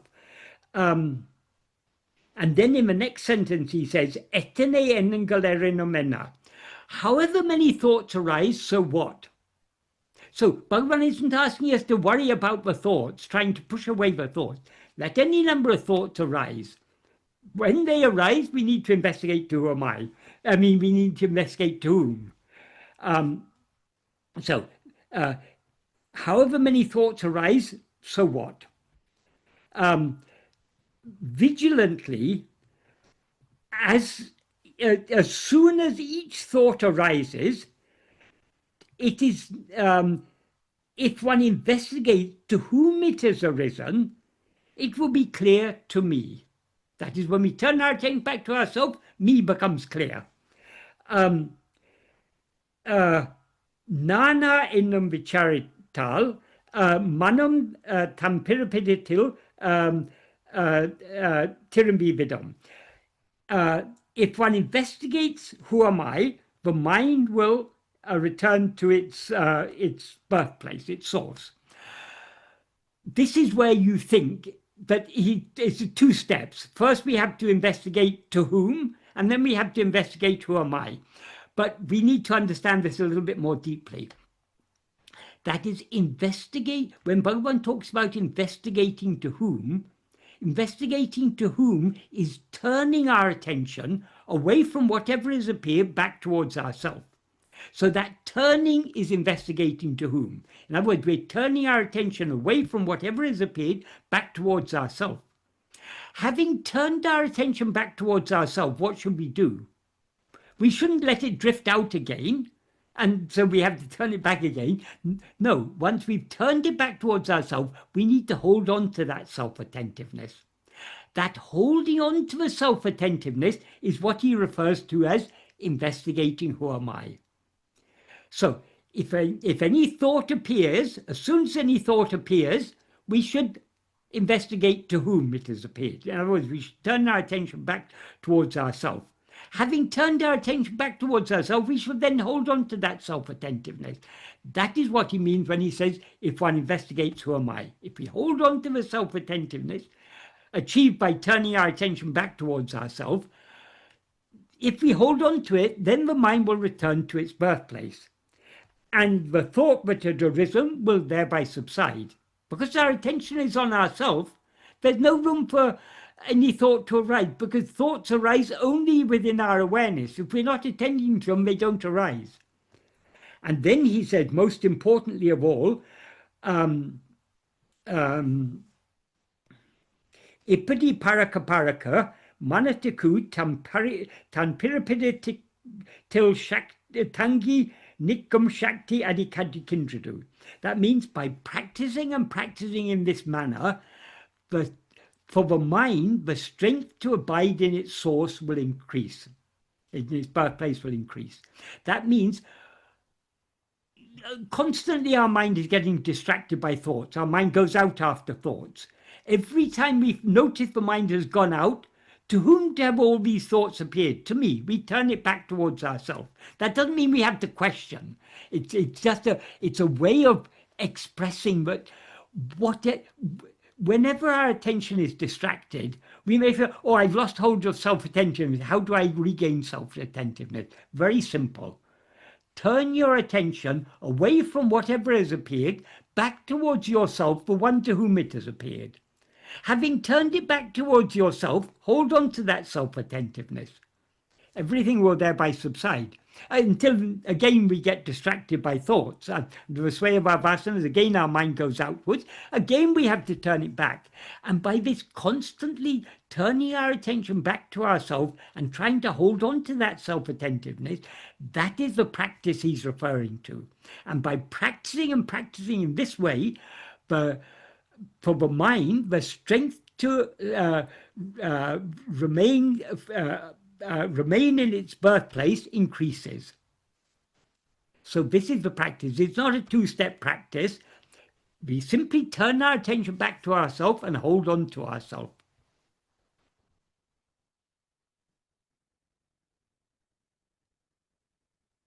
Next question is, I am still confused. Are God and Brahman the same? Some say God is Saguna Brahman, but Brahman has no attributes. Plus, if the world is ajata, never created, what happens to the role of God, creator, destroyer, etc.? Doesn't God also become not completely real? Lastly, what role does God have in liberation? Right. Whether we say Saguna Brahman or Niguna Brahman. Niguna Brahman means Brahman without qualities. Saguna means Brahman with qualities. But it's the same Brahman.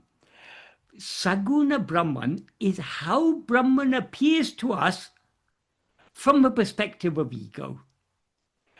Niguna Brahman is how Brahman actually is, how Brahman appears to Brahman. So in the view of Brahman, Brahman is our own reality. In the view of ourselves as we actually are, we are devoid of any gunas, any qualities. We're niguna. But when we rise as ego, we seem to separate ourselves from Brahman. Of course, we're never separate from Brahman, because Brahman is always what we actually are.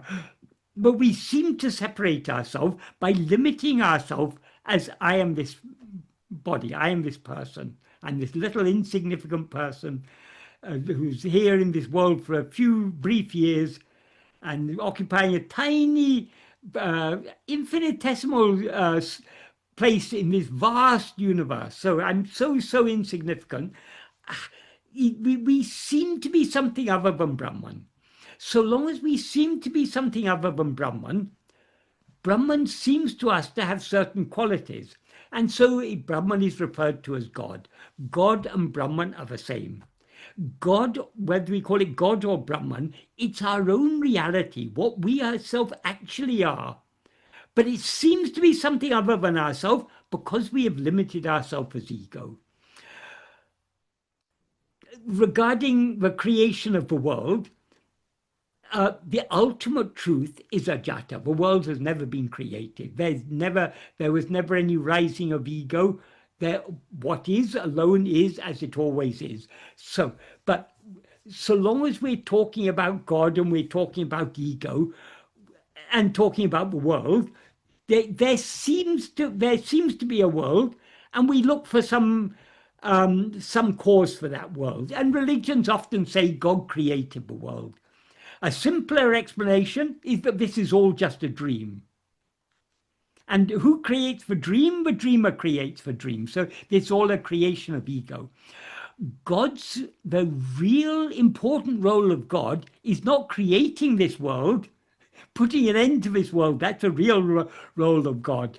Yes, so long as there seems to be a world, we say, yes, God is the creator, God is the sustainer. God is creator is Brahma, God is sustainer is Vishnu, God is the destroyer is Shiva. But the real role of God is the destruction. Because the destruction of the world exists in whose view? In the view of ourself as ego or jiva, as soul. So long as we rise as ego, there seems to be a world. In the waking state, when we rise, we see this world. In dream, when we rise, we see some other world. Looks very much the same, but actually they're different worlds. Because what happens in dream has no effect in what happens in this world. And what happens in this world has no necessary effect in what happens in dream. So they're seemingly distinct worlds. But they both exist only in the view of ego. So long as there's ego, there's going to be a world. So to put an end to Shiva's work of destroying the world is destroying ego. So the real function of God, that God is sometimes said to have 5 functions: creation, sustenance, destruction, veiling. In order to maintain all this, he has to keep us in ignorance. So if we knew ourselves, all this ego would be destroyed and all this would be destroyed. So as part of the role of sustaining this world appearance, he has to keep us veiled. The final one is anugraha, grace. Grace is when he removes the veil. That is the real function of God. The real function of God is removing the veil. So the ultimate role of God is to act as guru.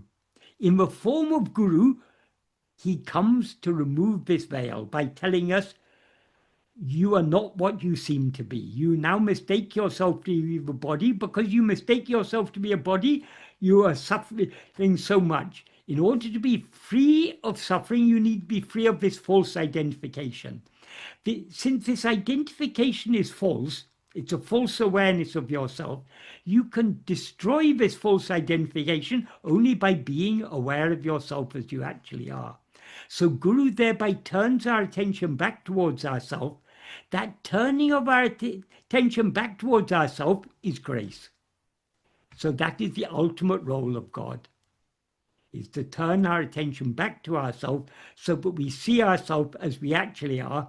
And when we see ourselves as we actually are, we will see that God was never anything other than ourselves. God is our own reality. God is what is otherwise called Brahman, which is the ever unborn, uncreated, eternal reality, ever unchanging, immutable reality.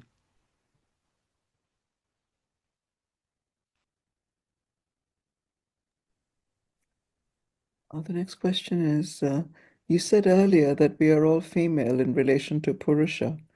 With regard to the relationship, as in a marriage, between the mind and the heart, then perhaps it can be seen that the mind is also female, whether outgoing or ingoing mind, and the heart is representative of the male Purush. Therefore, the mind is seen as movement, that is either inward or outward going, and the heart is stillness, neither outward nor inward. Has Bhagavan said anything on this mind-heart relationship? Yes, the mind, Bhagavan has said about this, but yes, the Lord, the Purusha, is the heart. The mind is wedded to the heart, or should be wedded to the heart. So if we allow the mind to go outwards, we are like an unfaithful wife, roaming the streets, having all sorts of affairs with all sorts of men. That is not that is unchastity, or not non-chastity. So we need to be chaste wives. We can be a chaste wife only by holding on to the heart. In other words, I am, our own reality, and never allowing the mind to go outwards. If we allow the mind to go outwards, we are prostituting ourselves.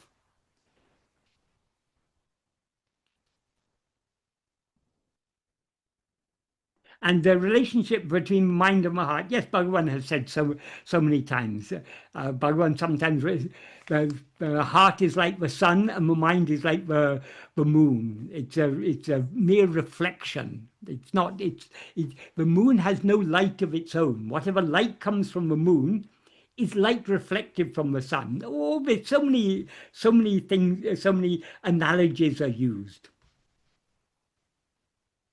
We can apply so many analogies. We can also apply the snake rope analogy. The heart is the rope. The snake is ego. That is, ego is nothing other than the heart, but it's the heart seeming to be something other than it actually is. That is, the heart is I am. Ego is not other than I am, but it's I am mixed and conflated with adjuncts as I am this person. I am so and so. I'm Michael. I'm whoever. That is ego. So though the reality of ego is the heart, because of the false identification, we seem to be something other than the heart. Yeah, the next question is, regarding the practice of attending to oneself. It's hard because we, as ego, know only how to attend to objects. We don't know how to attend to ourselves. Could Michael share some hints on how to pay attention to ourselves? In my practice, after the moment I try to pay attention, I feel like I am paying attention to the insentient person, or I get involuntarily swayed away by some phenomenon. I know Michael says it becomes clear with persistent practice, but I'm only finding myself getting more distracted with vasanas and getting dragged into the world just as much as I was before I started practicing self-attention. Right. Okay. The practice Bhagavan has given us is an extremely simple practice. But in order to understand what the practice is, we need to understand the teachings. That is, we are not any object. Whatever objects or phenomena are things that appear and disappear in our awareness. Since they appear and disappear in our awareness, they must be something, that is, we must be something other than them. We cannot be anything that appears and disappears in our awareness. So what we are is not any object, not any phenomenon. We are the awareness in which all phenomena appear and disappear. So we are all clearly aware of our own being. We're all aware I am. We're all aware I am aware. That is, our awareness and our being are actually one and the same thing. So it is not an object we are attending to, it is ourself.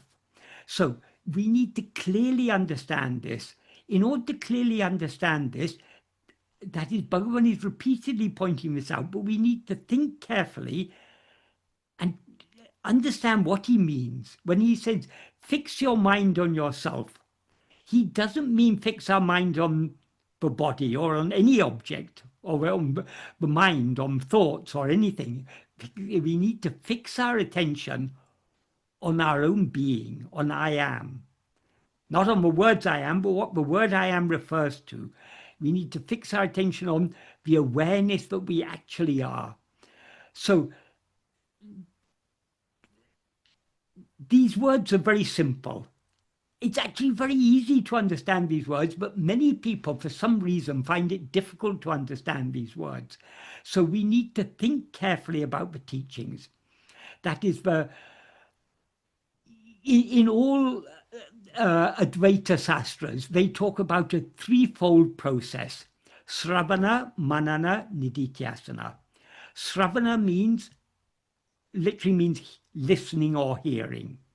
That is, we need to pay close attention to the teachings. We shouldn't allow our mind, when we listen to Bhagavan's words or when we read Bhagavan's words, we should try to understand what he is saying. We shouldn't be allowing, supposing you're listening to a lecture and so many other thoughts are going on in your mind, you won't really be hearing what is being said. Likewise, when we hear or read Bhagavan's words, we need to be very, very attentive to understand what it is he is saying. So we can hear what he's saying only by listening carefully.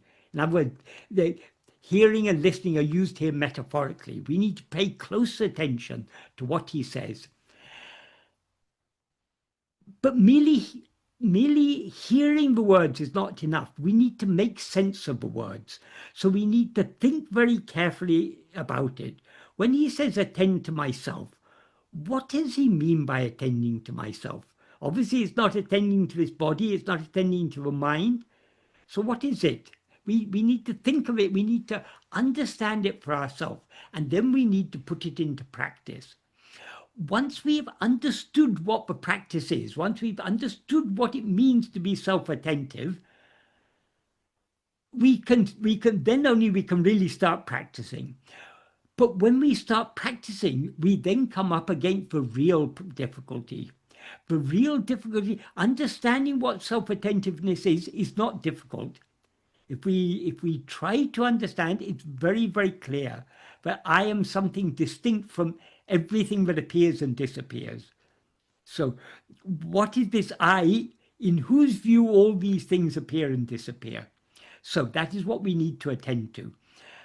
Once we've understood that, when we actually try to attend to ourselves, the first thing we will discover about ourselves is how little love we have to attend to ourselves. Because when we attend to ourselves, it is like putting our head on the chopping block. That is, ego cannot survive for a moment without constantly holding on to things other than itself, attending to things other than itself. So as ego, we depend for our very survival on attending to things other than ourselves. If we look at ourselves, there's no such thing as ego to be found. So we will very quickly find how little love we have to attend to ourselves. Because we have more love to attend to other things than we have to attend to ourselves, it requires a lot of practice. Our mind will constantly be going outwards, but no matter how many times it goes outwards, it goes out towards phenomena. To whom do these phenomena appear? To me. Who am I? We turn our attention back to ourselves and try to hold on to that self-attentiveness. So the first problem is understanding clearly what is meant by self-attentiveness. That is the easy part, and that we should each be able to do by paying close attention to what Bhagavan is teaching us and thinking about it carefully to make sense of it. That's the Sravana Manana. That's the easy part. When it comes to the Nididhyasana, the actual self-attentiveness, the actual practice of Nididhyasana literally means deep contemplation. What are we to contemplate? Ourselves.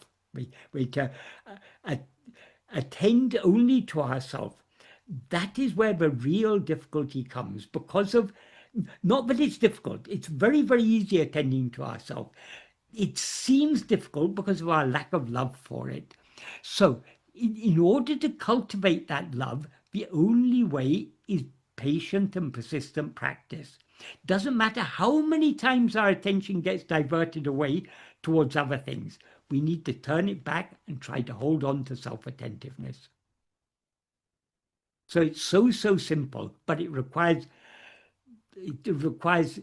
dogged determination, persistence, unwavering persistence. However many times we fail, doesn't matter.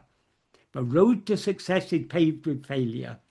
We will succeed only after we've failed 1,000,001 times. So let us go on trying, because we'll never fail if we don't try. So since we have to fail 1,000,001 times, let us try more and more and more. Finally, all those failures will lead to success. One day we will subside completely and dissolve back into the heart and be eternally as we always actually are. When will that be? Let's not think about that, because that's when we ask when will that be, we're thinking of the future. Who am I here and now? So what's important is that each and every moment is a precious opportunity given by Bhagavan for us to attend to ourselves.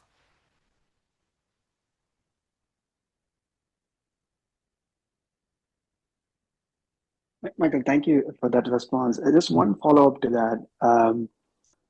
It's about the exact practice, the mechanics of what we're doing. That's where I'm getting stuck. So, for example, you talked about it's not the two steps, but you said like your first, turn attention to ourselves, and then hold on to that tension. It's the hold on to that tension part that's not clear, because do you keep on turning back and back and back? That if you understand what it means to turn your attention to yourself, having turned your attention to yourself, you need to hold on to that self-attentiveness without allowing it to slip back to other things.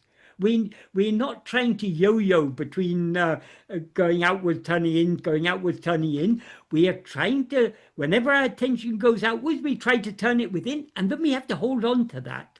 That holding on to the self-attentiveness is very important. But if you've understood what it means to turn your attention to yourself, you also understand what it means to hold on to yourself.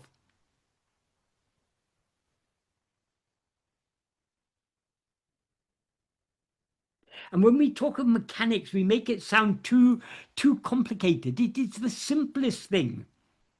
If you're told to turn and look at something, you turn and look at it, and having turned to look at it, you continue looking at it. You try to prevent your attention going back to see other things.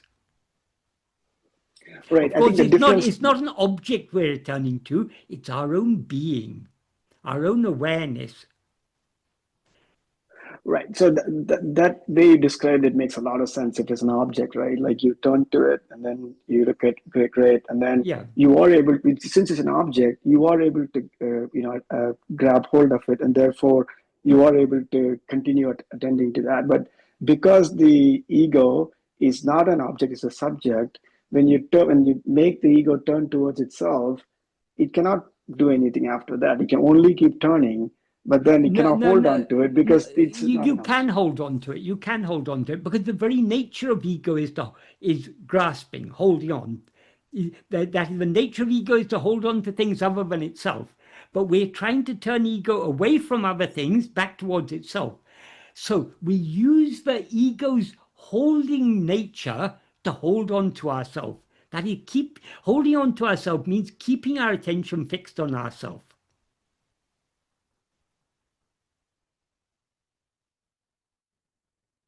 That's why Bhagavan defined Atma-vichara as Sada Kalamum Manate Atma-vil Vaitirupadu. Keeping the mind always on oneself.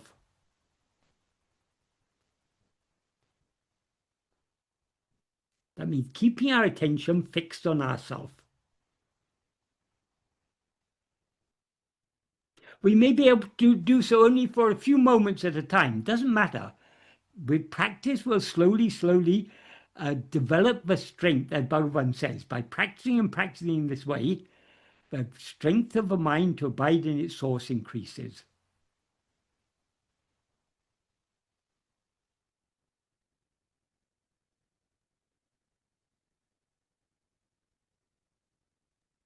Thank you, Michael. Mm-hmm.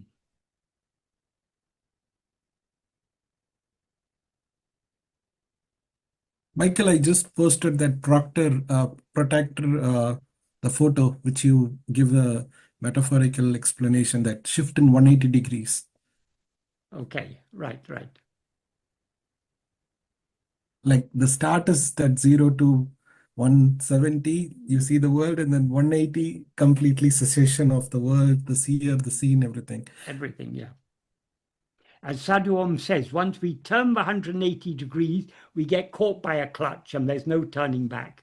Mm. That clutch is the clutch of grace. Aruṇācala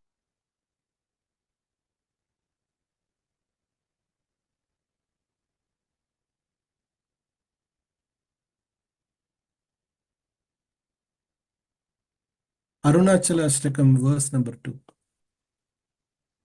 Yes, Michael. That shift in 180 degrees, that will happen. Yes. Okay.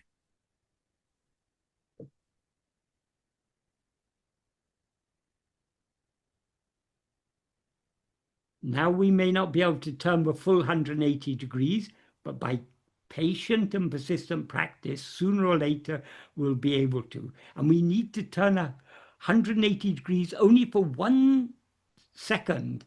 Not even a second, 1 moment, and it's finished. Because as soon as we turn 180 degrees, that means that we're aware of ourself alone and nothing else. In other words, we experience ourselves as pure awareness, and thereby ego is destroyed.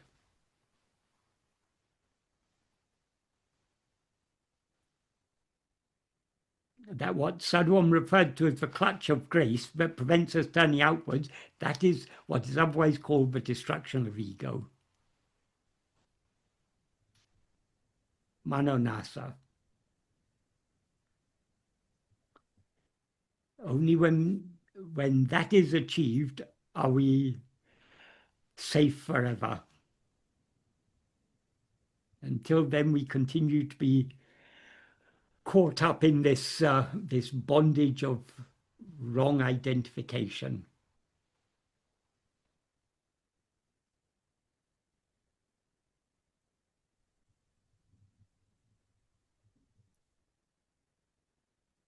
Can we go ahead with the question now? Yes. Has everybody finished making their comments? Hopefully. Can we please? Okay. I think just quietening the mind would be very helpful to it would be helpful running to all around. of us. Yeah, I think just quieten the mind and sit quietly. And I think, we're the most difficult thing for any of us to do. So the last question, let me see if we can finally get this question asked. How can a deep understanding that oneself is God be regarded as devotion? It would appear devotion implies separation and therefore a journey towards. If God is our own self, then it seems absurd to have a devotion to that. We are that. Surely it's an identifying with that and not a devotion. I know this is somewhat down to semantics. Nonetheless, this does seem to point to the difference between becoming and being.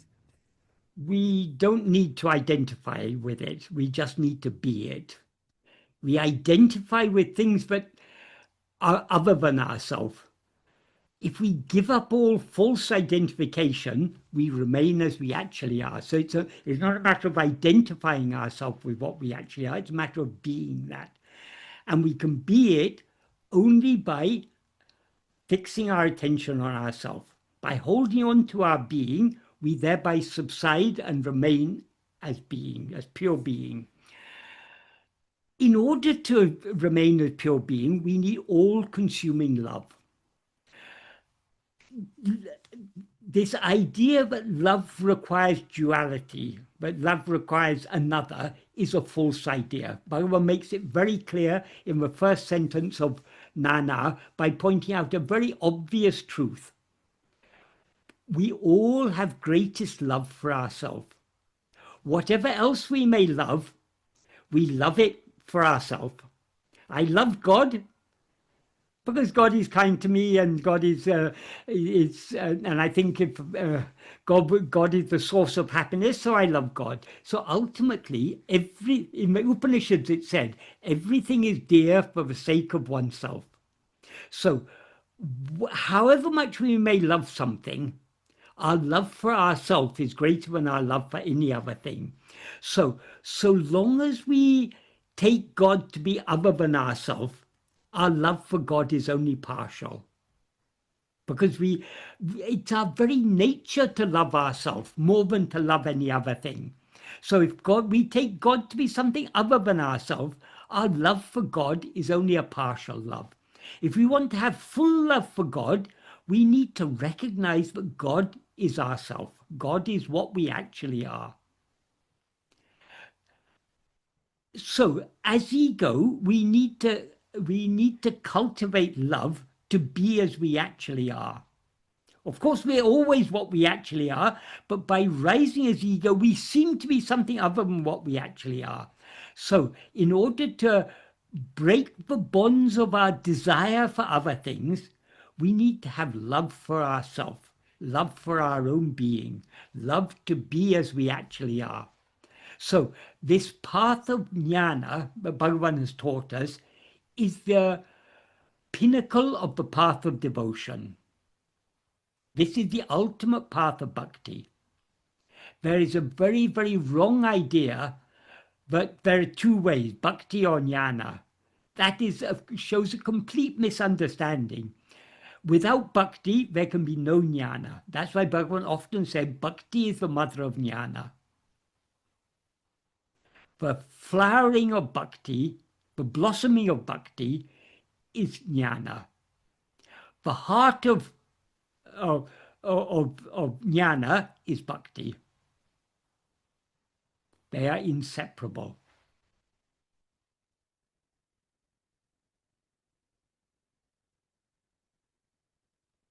We cannot love God without knowing God.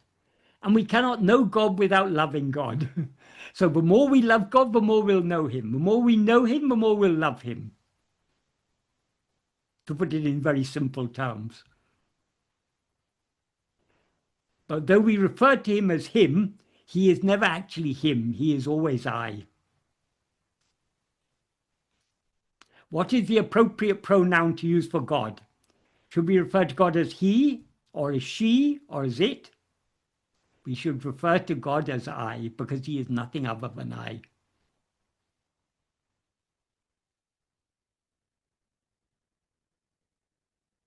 If he was something other than I, then he would be a limited God. Because then they'd have two things, I and God, two limited things, one limited I and one limited God. But if God is unlimited, I cannot be other than God. God cannot be other than I.